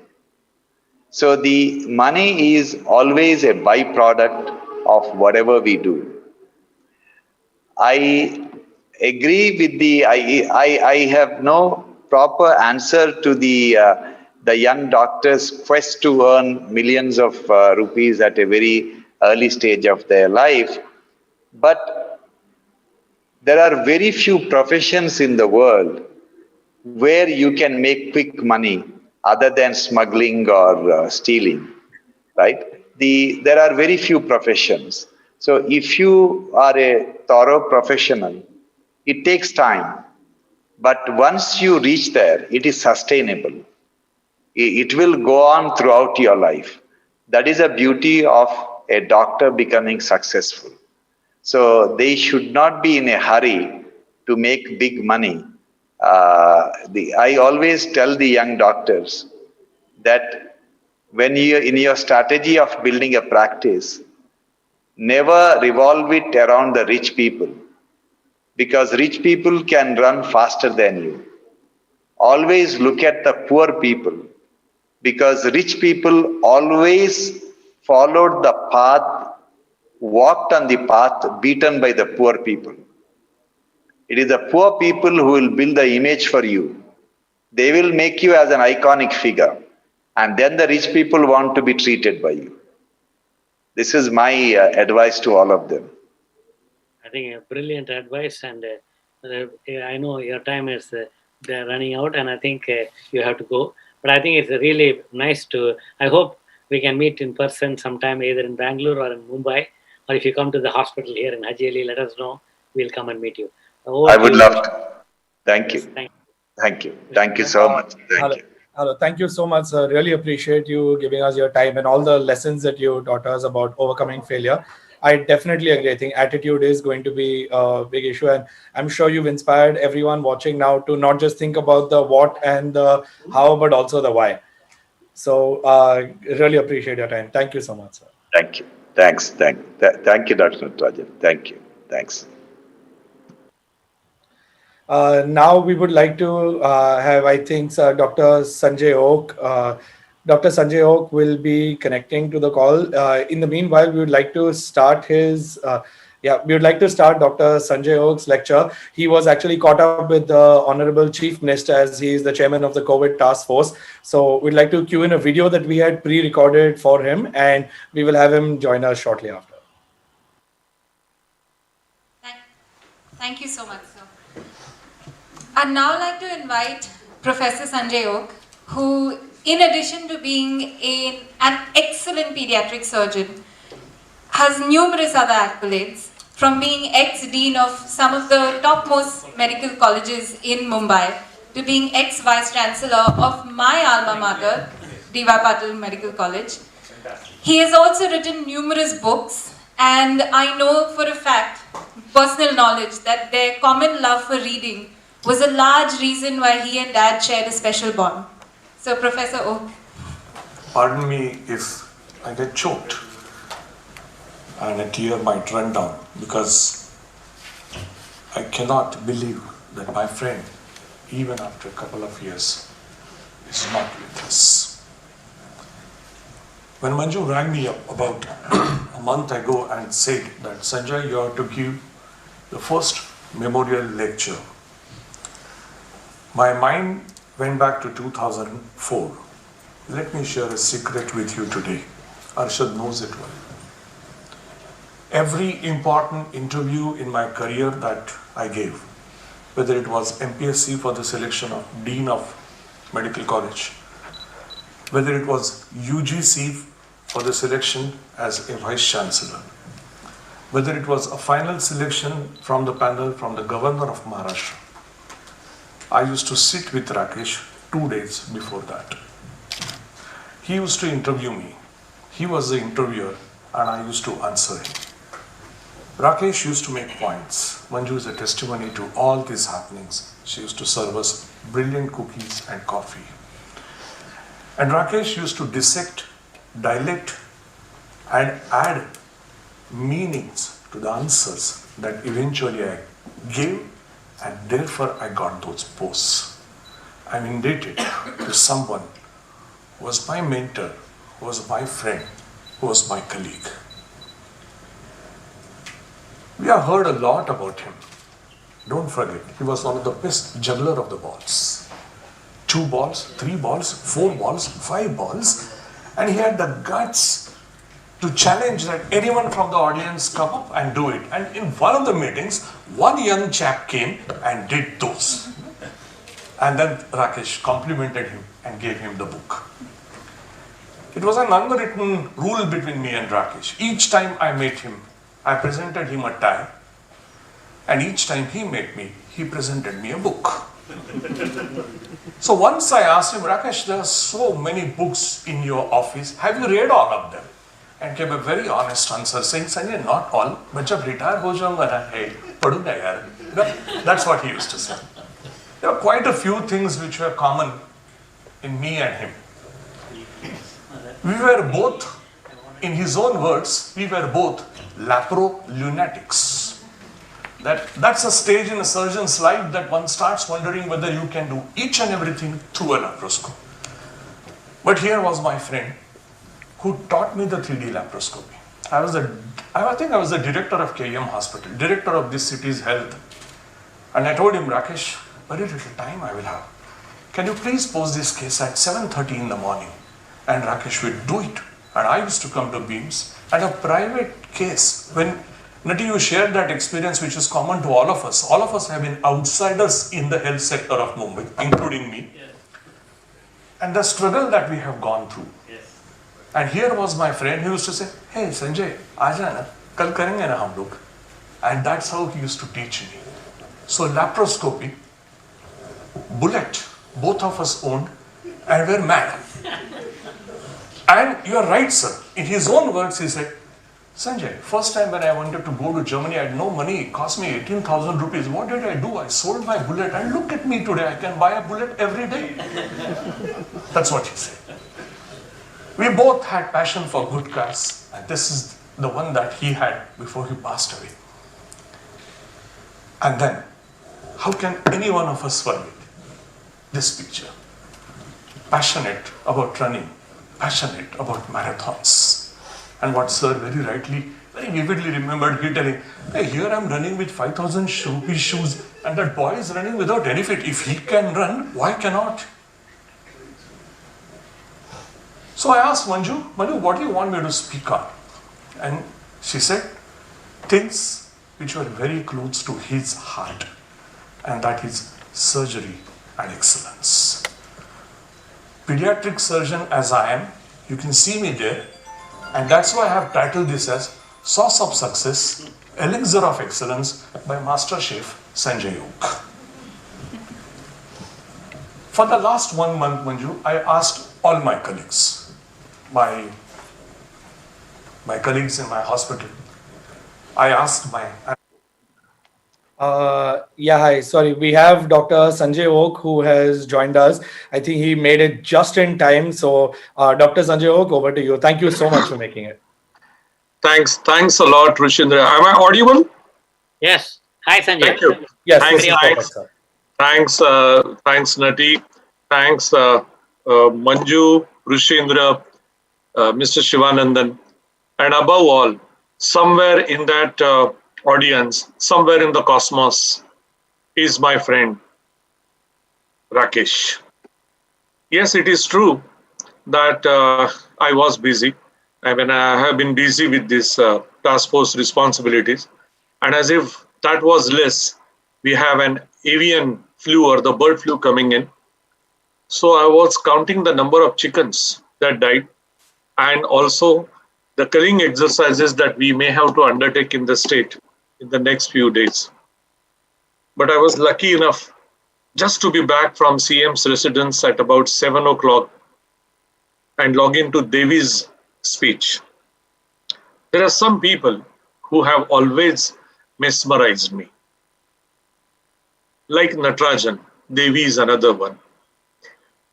These people have humble beginning.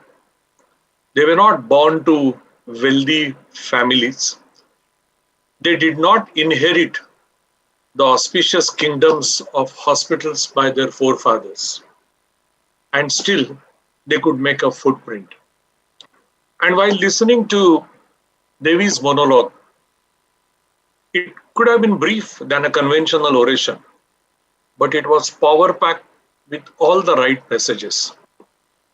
How true it is. I've been a surgeon myself for precisely 37 years now, and almost 26 or even more than that have been as a surgical teacher. And I do find a change in the mindset of young doctors. Everybody wants to buy a Mercedes-Benz when they are 26 or 27. And that is something that unnerves me. And I tell all of them that yes, one day you will own the Mercedes-Benz, but there are some things in life that you don't buy, you earn. There's a difference in buying. Buying is a commodity exchange. Earning is where the hard toil gets involved. That is what a surgeon is. That is what Rakesh was. I have learned nuances of laparoscopy from him. How impressed I was with my young friend who was always young at heart, teaching me the morcellation, teaching me the dissection, teaching me the knotting around the uterine arteries. And he would say, the only other surgeon from whom I have learnt is Dr. Palani Velu. And both of them used to say, Sanjay, this is very simple. This is easy. Well, it was easy at their hands, not at the hands of me or another beginner. Because when someone of the stature of Rakesh or Palani says that the things are easy, it's easy and beautiful to the ears, but it is difficult to the hands. Because there's a huge amount of experience that has gone behind. There's a huge amount of toiling that the surgeon has done. And I want the younger generation to understand that every day in a surgeon's life, it marinates a surgeon like a pickle. It matures the surgeon in his craftsmanship. Every case teaches you something or the other. You might have done 1,000 appendix, simple surgery, something that you started your surgical career with. And still it will be the 1,001 appendix which will make you cry on the table.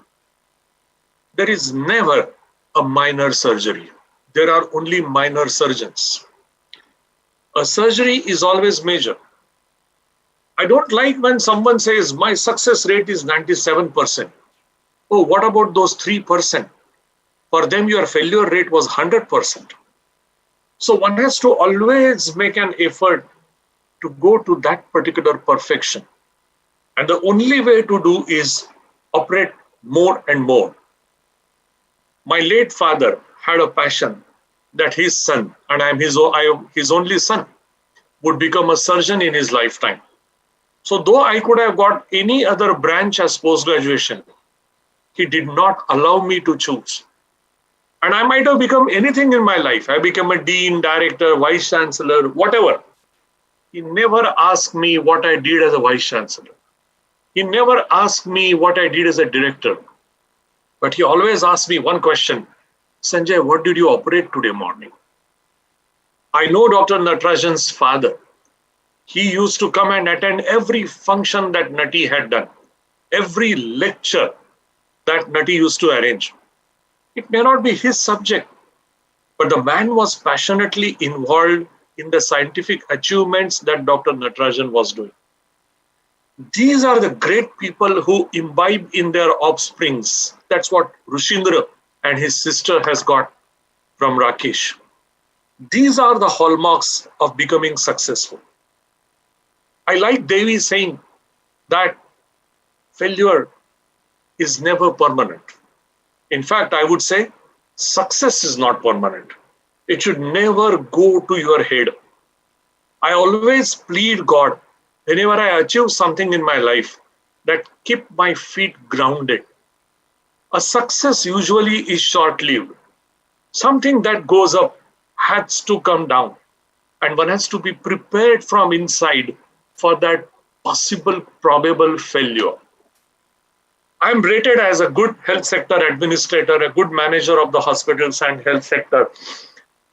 If I analyze my health administration career, which spans about 16 years from 2005, I think the only thing that sets me apart is I anticipate failures, is I anticipate obstacles and problems that are likely to come in my sojourn towards success. So if you want to succeed in life, well, love success, but adore failures. You can learn a lot from failures, not from success. Few of us are good dissectors. That first MBBS anatomy, dissecting of sural nerve and nerve of lateral jet in the stomach and so many other things. Life is like that. If you are looking for something, you will pick it up in the dissection. If there is nothing here, your hands will not work. So the failure is something that teaches you a lot than a success or an event has taught you. My mind goes back to my association with Rakesh. I've learned so many things. Let me share a secret, which I'm sure I had shared last year also. Before every interview that I gave, whether it was for a dean's chair, whether it was a promotion for director, whether it was a selection of vice chancellor, and at multiple levels, I was being interviewed by Maharashtra Public Service Commission, Governor of Maharashtra, University Grants Commission, everywhere. I would come to BEAMS and me and Rakesh would sit together as if Rakesh is interviewing me 2 days prior to the actual interview. He would ask me questions, throw barrage of questions towards me. I would reply. He would make notes. And then very politely, see now this is second virtue of Rakesh. And this is a virtue that many teachers should acquire. If you want to put someone down, if you want to correct him in such a way that he never feels either infuriated or insulted. He should take that with a positive thing, with a positive spirit in you. So Rakesh would say, "Sanjay, ye to tu sahi bola, lekin ye aise bhi to keh sakte hai na." So look at the style when he is trying to tell me that you could have been more safe, you could have been more polished, and you could have answered this in a better way. Rakesh's OPD was full of books. I am sure if Rakesh would have continued, by now he would have finished 2 or 3 more books on success, and which would have told us a significant number of things. I'm not going to be long. Rishi, it's my wish that this foundation continues. Just as Devi, I think, provided an icing on the cake. If I had prepared a cake last year, Devi's talk, even if it is for 20 minutes, it provided the necessary icing on this cake. And we take this ahead in the years to come. But I think somebody like me, Nati, Shiva, we should get together and write a light story of what Dr. Rakesh Sinha was. How did he do his pre-medical years? How did he do his years in Nair, then KEM? How that passion of learning obstetrics. We all learn and do so many procedures which we have never seen in our years of growth. I'm sure that happened to Nati in its vitreoretinal work. There were some surgeries that his teachers were not doing. In my branch, there is a barrage of surgeries which we were never taught in KEM. Laparoscopy came last about just 20 years back to pediatrics. But I think the jobs and the opportunities that came our way imbibed that particular spirit of learning more and more. This is what Rakesh was. From a single chip camera to a high definition camera to a 3D laparoscopy, and then saying, "Hey Sanjay, acha dikhta hai na?" That lovely sentence which my friend used to say early in the morning keeps me going.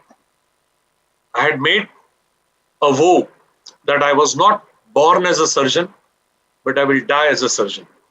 So this year, when I was seriously down with COVID and went on ventilator for some days in Fortis Hospital, when I came back after a gap, I pledged to myself that, okay, it's time in life to make compromises. It's time in life to say that, yes, your pulmonary fibrosis is there, which is asking you to restrict your activities. And then what do you restrict? I decided to restrict my hours in hospital administration, but I did not restrict my surgery. That was the reason I managed to get an attachment to Sion Hospital, zero salary.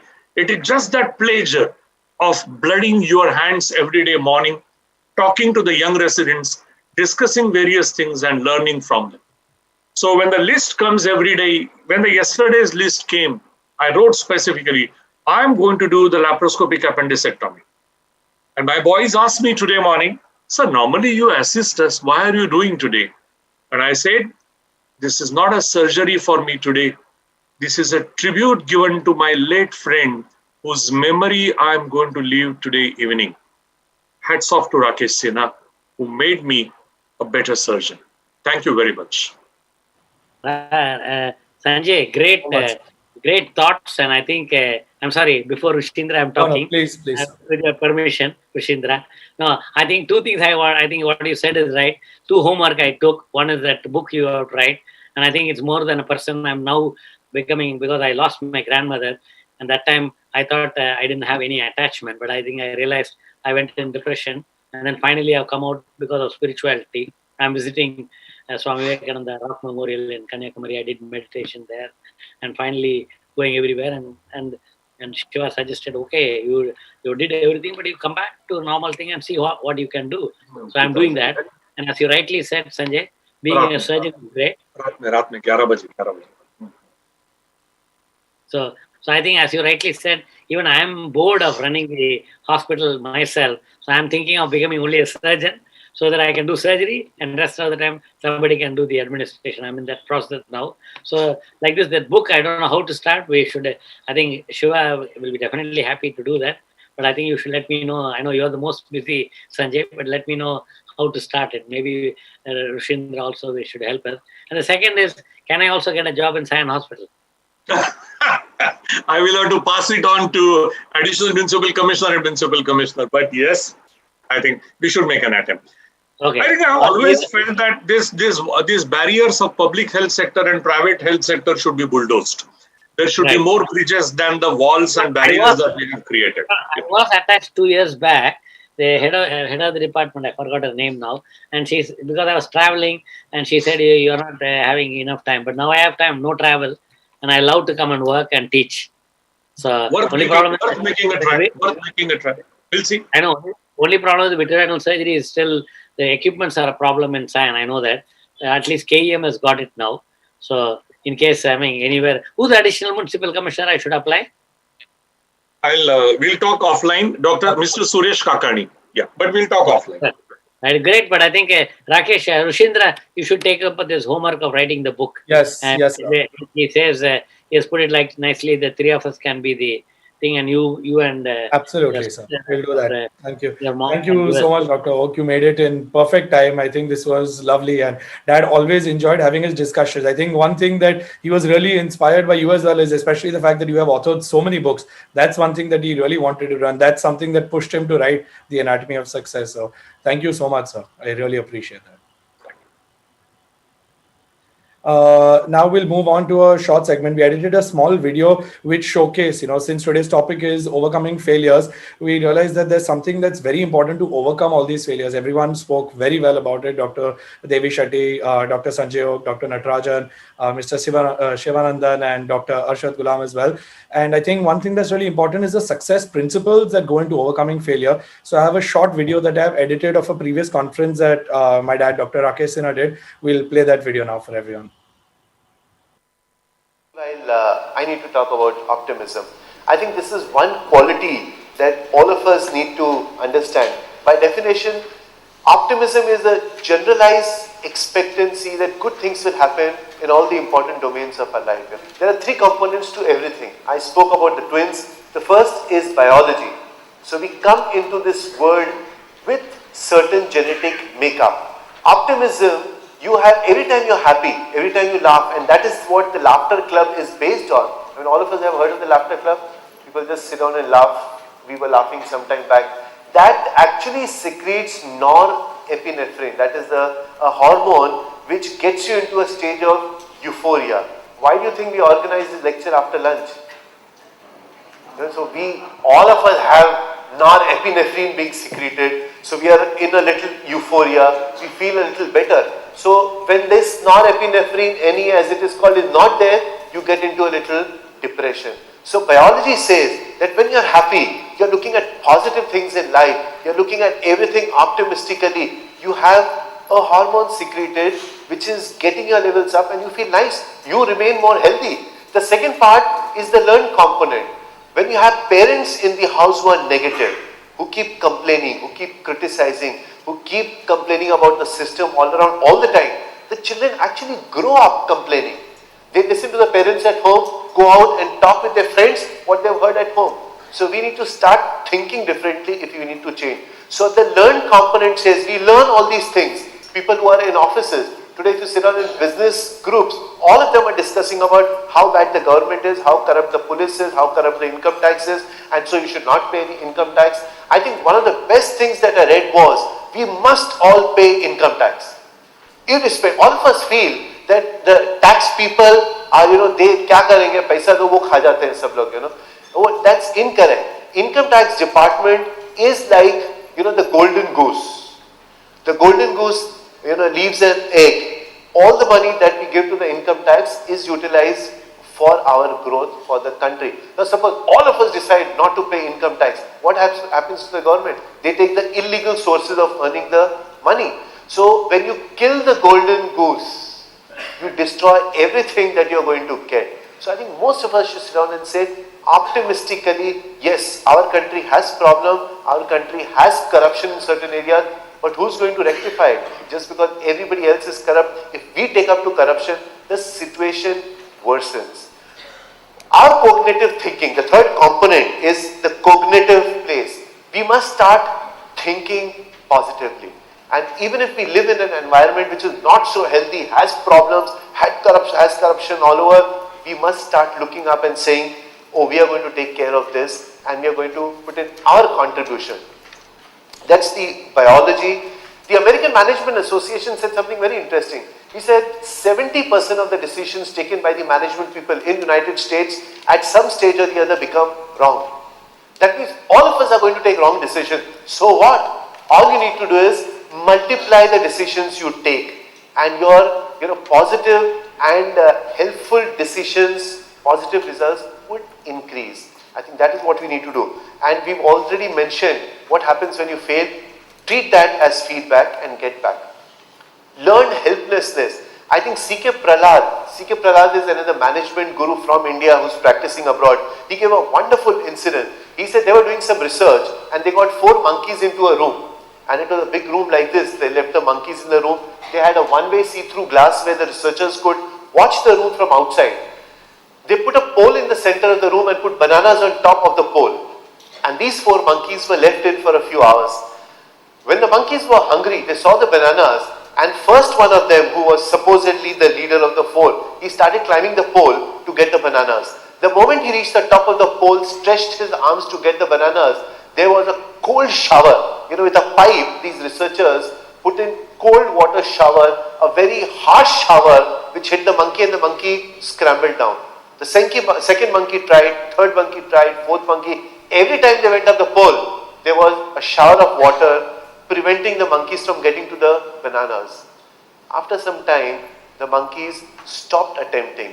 They stopped, getting to the bananas at all. They sat down and declared, the sour grape stories that we keep hearing about. And after some time, the researchers got one monkey from this room outside and got a fresh monkey.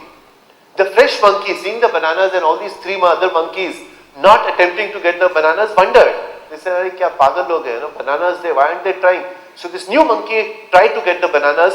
The moment he started climbing the pole, guess what happened? The other 3 monkeys pulled him down. Okay, you don't know what is there up, you haven't tried this.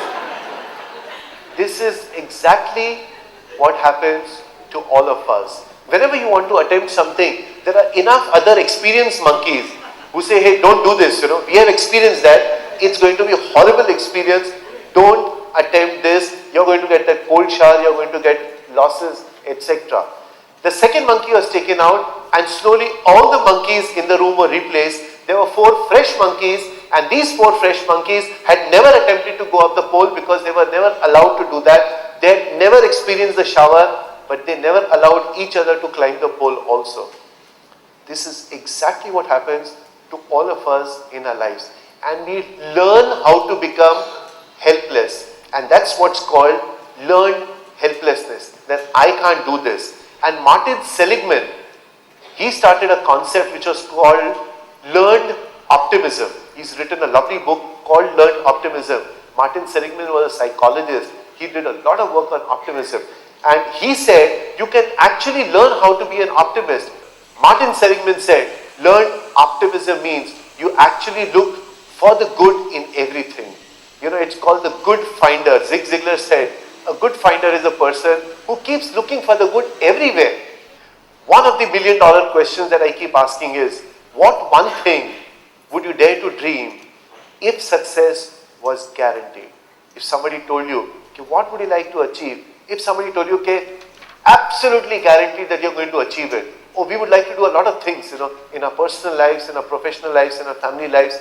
We would like to do a lot of good for the nation. We'd like to rectify a lot of offices. And if somebody were to tell you this would come true, we would go ahead and do it. So just presume that this is going to happen, that nobody is going to stop you. You are going to achieve what you would achieve. This is the other question you must keep asking yourself. What one skill, if you develop in an excellent way, would you become very successful? Just identify a skill. For me, it was, surgery, laparoscopy, suturing. For me, it was in my Success Institute, speaking, reading, audiobooks, video cassettes. So I think what we need to understand is, if there is such an identifiable skill, go out of your way and develop that skill. Don't let it lie. The 3 C's, we spoke about 3 C's in the morning, which are positive, clarity, competence, and courage. Here are 3 C's which we should avoid all the time: criticism, complaining, and condemnation. Take charge of your life. I think these are absolutely important. Stop justifying. Stop explaining and giving excuses for whatever problems you have in life, whether they are your problems or somebody else's. Refuse to rationalize or give excuses. Rise above the opinion. This, I think you had one slide also. Don't wait for the opinion of others. Stop blaming others. Control your emotions and refuse to complain, criticize, or condemn. And that is the difference between success and failure. All you need to do is convert your pessimistic attitudes into optimistic attitudes. One of the qualities of optimists is that every time there is a problem, they look at the problem and say, okay, this is a temporary problem. Sure, all of us are going to face problems. They say, this problem is specific to this situation, so it's not going to keep recurring. I don't have to worry. And these are because of external causes. It's not inside of you. And I think this is called the explanatory style. Pessimists normally catastrophize. So anything that happens, they make mountains out of molehills, as they say. They make a huge hue and cry about something that has happened. Whereas optimists decatastrophize. Even when a major problem occurs, they put it as a simpler problem and look for the good in it. That's an optimistic view. You must identify what are the skills that you possess, that is B, and what are the skills that you would like to possess. Somebody else has these skills and I would like to learn those skills so that I can do well in life. And you find out those skills and start learning them. Once you have identified these skills, you can actually start progressing. I told you about Koppmeyer, who said the best success principle he has learned is learn from the experts. The ABCD technique, I think when Martin Seligman said, okay, optimism is learned, that means you can actually learn how to be happy. You can learn how to explain things. When problems occur, you can learn how to take care of that. The A is adversity. I had this, I was attached to Lilavati Hospital. I give this story all the time. I was there for 6 years.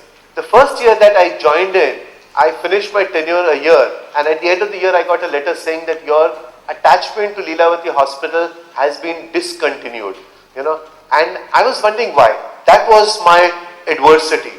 For a consultant, I'm sure if some consultants are here, to be, the term used is to be thrown out of a hospital, When the hospital decides, the management says, hey, this guy is not bringing enough business to the hospital, so we want to discontinue their attachment. So at the end of my first year, I was told to discontinue, and by the time I got that letter and reached home, I had already had phone calls of condolence, Arey Rakesh, you have been thrown out of Lilavati, damn sad, they shouldn't have done that, So for me, that became a adversity.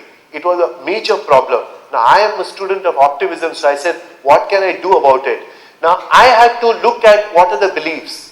The first belief that the first thought that came to my mind is, oh my gosh, all my colleagues will say, okay, Rakesh didn't have surgeries in Lilavati Hospital, so he was thrown out of the hospital, I know that's a bad reputation for a surgeon to have, that you don't have enough surgical work. So that was the belief that I developed at that time. And I had to look at what are the consequences. The consequences were, you start looking at all your colleagues putting you down, you feeling a little bad, and what you need to sort out is, how do you tackle this problem? So what I did was, since I had read a lot of these things, I went back to Lilavati Hospital, I went to the operation theatre, picked up the register, listed all the surgeries that I had done from January to December. I made a nice list, and then I did a smart thing. I also listed the surgeries of all the other gynecologists who were there. There were 6 more gynecologists in the hospital. And I realized, after having done a little statistical comparison, that my name was second on the list. I was the second highest number of surgery. So I said, if I have been asked to leave the hospital, there have to be 4 more people who should have been asked to leave. And then I went and checked. I was the only person who was asked to leave. All the other 4 gynecologists who had less surgeries than I had were not asked to leave. So I went back to the medical director and said, that is, you distract and dispute the decision taken by others. I went to him and said, look, this is the list of surgeries that I have done. This is the list of surgeries that all others have been done. All others have done. If I have been asked to leave the hospital, I'm sure all the others have been asked to leave also. And he said, no. I said, then I need a reason for this. And he went back to his computer. He saw a couple of things. He said, I think Dr. Sinha, there's been a mistake. And let me rectify the mistake. We reappoint you as a surgeon here. So I think what can be done is the ABCD technique says that every time you have a problem, first is identify that as an adversity, there's a problem. What are the beliefs that ensue out of this problem? What are the consequences? How do you dispute it and then energize it? That means take action about it. Dispute all problems. Say, why has this occurred? And this ABCDE phenomena can actually be utilized in every area of your life. Any problem that occurs. We need to start thinking constructively every time. All we need to do is, all the destructive automatic thoughts should be converted into constructive automatic thoughts. That can be converted to cat. And I came across a lovely definition of an optimist. It says an optimist is the guy who calls bullshit a fertilizer. Time magazine had a cover article which spoke about the science of happiness, and Laura Nash and Stephen Howard from the Harvard Business School actually did a little research to find out what is lasting success. We talk about success in this one project, success in one share market that we invested in, but what is lasting success? And they say there are 4 areas. One is happiness, second is achievement, third is significance, and fourth is legacy. So happiness is really when you set out to achieve something and you get it, that's happiness. Happiness in your personal life, when you find that, okay, I need to remain healthy and good. I have maintained a good, healthy relationship. In your family as well as in your profession. Then achievement. When you set out to achieve something, you get that tremendous feeling, probably at the end of a seminar like this, the whole Success Institute say, wow, we did it, That feeling of achievement. Then the feeling of significance. When you go out to help others and as an individual, as an organization, you help people around, there is some significance you have created. And finally, leaving a legacy behind. I spoke about leaving a dent behind in this universe. I think when you look at these 4 areas of happiness, achievement, significance and legacy in your personal life, professional life and family life, you get lasting success. Otherwise, success can be momentary. I think Charles Handy has written a beautiful book. He's written a book called The Empty Raincoat. And he says we haven't come into this world to become a number or an ID card or just a face in the crowd. We wouldn't like to be just one of them. The also rans, the also lived in this planet sometime in the past. We must look at ourselves very positively and see what we can do. Your personality really is composed of 3 areas. One is your self-esteem, your self-image and your self-ideal. Self-esteem is how much you love yourself. Self-image is what you think about yourself. And self-ideal is what are the values and goals you have. And when you combine how much you love yourself, what you think about yourself, with what you would like to achieve in the future, it forms your self-concept. And this self-concept is the most powerful decision-making quality that we have. That actually forms our personality. So let's look at some of these important things. Most of us belittle ourselves. There was a wonderful quote I read that if I were to buy you for what you think you're worth and sell you for what I think you're worth, I would become a millionaire. Most of us undervalue ourselves. Oh my gosh, but I am not so good. And so that is the state we are in, We think we are very simple people, we are lowly people, and we don't have much say to say, but I'm such a small person, I come from such a small village, and we have to grow up and say, so what? It doesn't make a difference where I come from. The only important thing is, where am I heading? Our self-esteem is composed of, the definition is very simple. It is comprised of 6 areas. The first one is self-acceptance, and I think Mr. Shivanandan showed one on the slide. Accept yourself as you are. There is basis. If you can, what about the plastic surgeons then who keep changing people's noses and faces and liposuctions and height increase and height reduction and all, or breast augmentation, mammoplasty or reduction. Whatever things you can change comfortably and you change and you feel nice about it is okay. But what things you can't change, you should never ever crib about, never complain at all. So self-acceptance is accepting your qualities as they are, whether they are physical, mental, emotional. Whatever you can develop, you must develop. So if you can develop your muscles, fantastic. Jog, go to the gym, develop your muscles. What you can't do anything about is your height, color of skin, leave it alone, accept it. You are as important a person as, and also accept your good qualities. If you're very good at something, smile and say, oh, this is something. In Texas, there is an old saying, if you've done it, it ain't bragging. John Maxwell gave the definition of success beautifully. He said success is comprised of 3 things.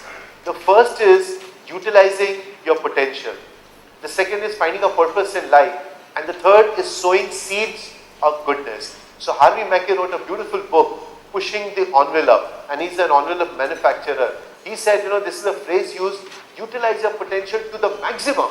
Whatever you're capable of doing, go ahead and do it. We human beings have a dignity of choice. Animals don't. Trees don't. We have a dignity of choice. A tree, if it can grow up to 25 feet, grows up to 25 feet.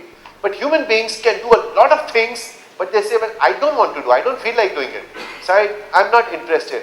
They have a dignity of choice of getting up in the morning and exercising or not exercising, a dignity of choice of reading or not reading, dignity of choice of working or not working, and we are misusing that dignity.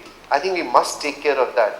Tony Welpentez doesn't have either of his legs. Both legs are gone, both hands are gone. And he was once asked, don't you feel bad that you don't have any legs and don't you complain against God? He said, well, my physical disability you can see. I don't have hands and I don't have legs. But he said, people like you who have a negative attitude, your mental disability is not seen and nobody even comes to know about it. He said, if I were to give him a choice, if the good Lord came down and said, hey Tony, if you were to be born again, what would you like? Your normal upper limbs and lower limbs and a negative attitude, or no limbs, no hands, no legs and a positive attitude? And Tony smiled and said, it is not a difficult decision. I want a positive attitude. He said, I don't want to live my life with a negative attitude and complaining all my life and having normal limbs.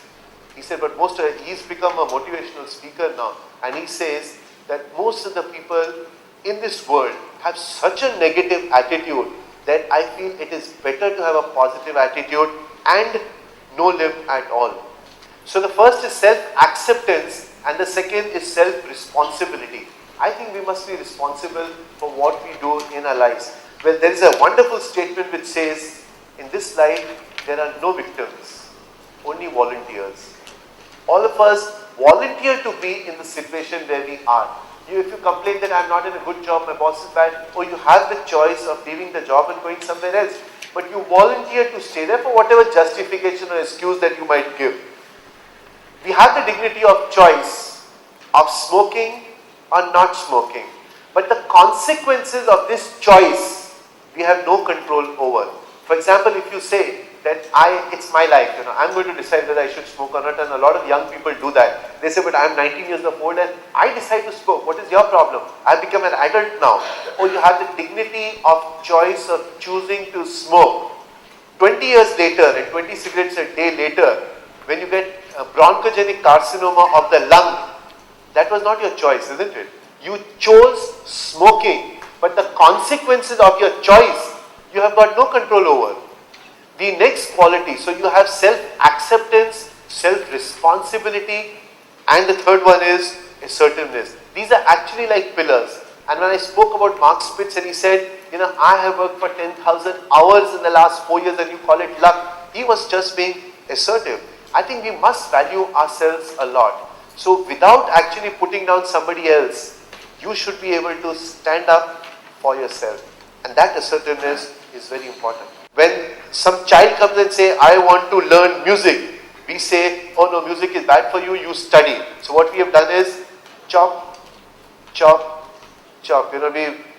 Somebody said, I want to play good cricket. No, you study, don't play cricket. I want to, play squash or whatever it. No, stop playing that, study. When people in your office come down and say, look, I'm not interested in this, I would like to do something different which I'm interested in. We say, no, chop, chop. I want to become a film star. No, chop, chop. We are not going to allow you to do that. And who's responsible for this?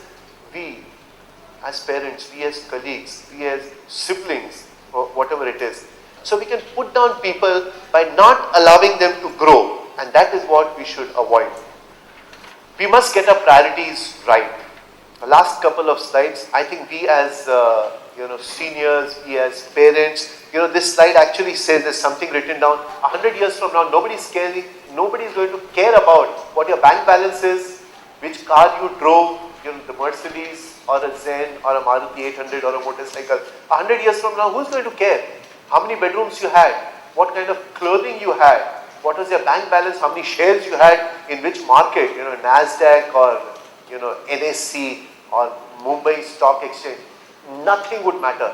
The only thing that would matter is how you have contributed in the life of the children around, whether they are your children or children in your locality. And look at what this girl has written. She said, just stay involved in my life. That's it. The best way I depict, if you have only your personal life or only your professional life or only your family life, taking care of only one of them is very easy, as we showed in the morning. If I have to take care only of my professional life, I get up early in the morning and come back late in the night and only keep working, and I don't take care of my personal life and my family life, it's not very difficult. But I'm going to neglect two areas, so I land up with personal problems. I'm going to land up with all the stresses, the psychosomatic problems, and duodenal ulcers, and neck pain, and backache, and gastritis, and eventually hypertension, diabetes, myocardial ischemia, heart attack, and sit down and say, "Bahut kaam kiya profession mein." If you're going to look at only your family life, your profession is going to suffer. So if you spend only time with your spouse and your children, your profession will suffer. So the best thing is to take care of all these three areas: your personal life, your professional life, and your family life. So ultimately you need to lead your life like your personal, professional, family, personal, professional, family, personal, professional, family, and you continue doing that till the end of your life. It is difficult, but it is not impossible. So I think if you can balance these three areas of your life and still get ahead, which is very much possible, we have actually served the purpose in our life. So you don't need to really look at big purposes like Mother Teresa. You have to look at simple things that you can do at home, in your workplace, and in and around in your area. If you can do that, your self-concept becomes very strong and your personality becomes wonderful. So what Helen Keller said was perfect. She said security is a superstition. Life is either a daring adventure or nothing. Wish you all the best and God bless all of you. I'd like to thank Thank you so much, everyone, for tuning in. Thank you, Dr. Arshad. Thank you, Shivanandan sir, Dr. Natarajan sir, Dr. Oak sir, and Dr. Devi Shetty sir. And thank you to each and every single one of you tuning in from home across various time zones and across everywhere. Our goal is to continue doing this regularly. This is by the Dr. Rakesh Sinha Foundation. We will be hosting this every year on the 11th of January on Dad's birthday. And we will be continuing to inspire young minds and working very closely with all the organizations that we can to continue doing this. Thank you so much also to Anand Dinesh and his team, to Dr. Manju Sinha, and to everyone else that helped put this together. We will continue doing so. Thank you. Thank you, Rishindra.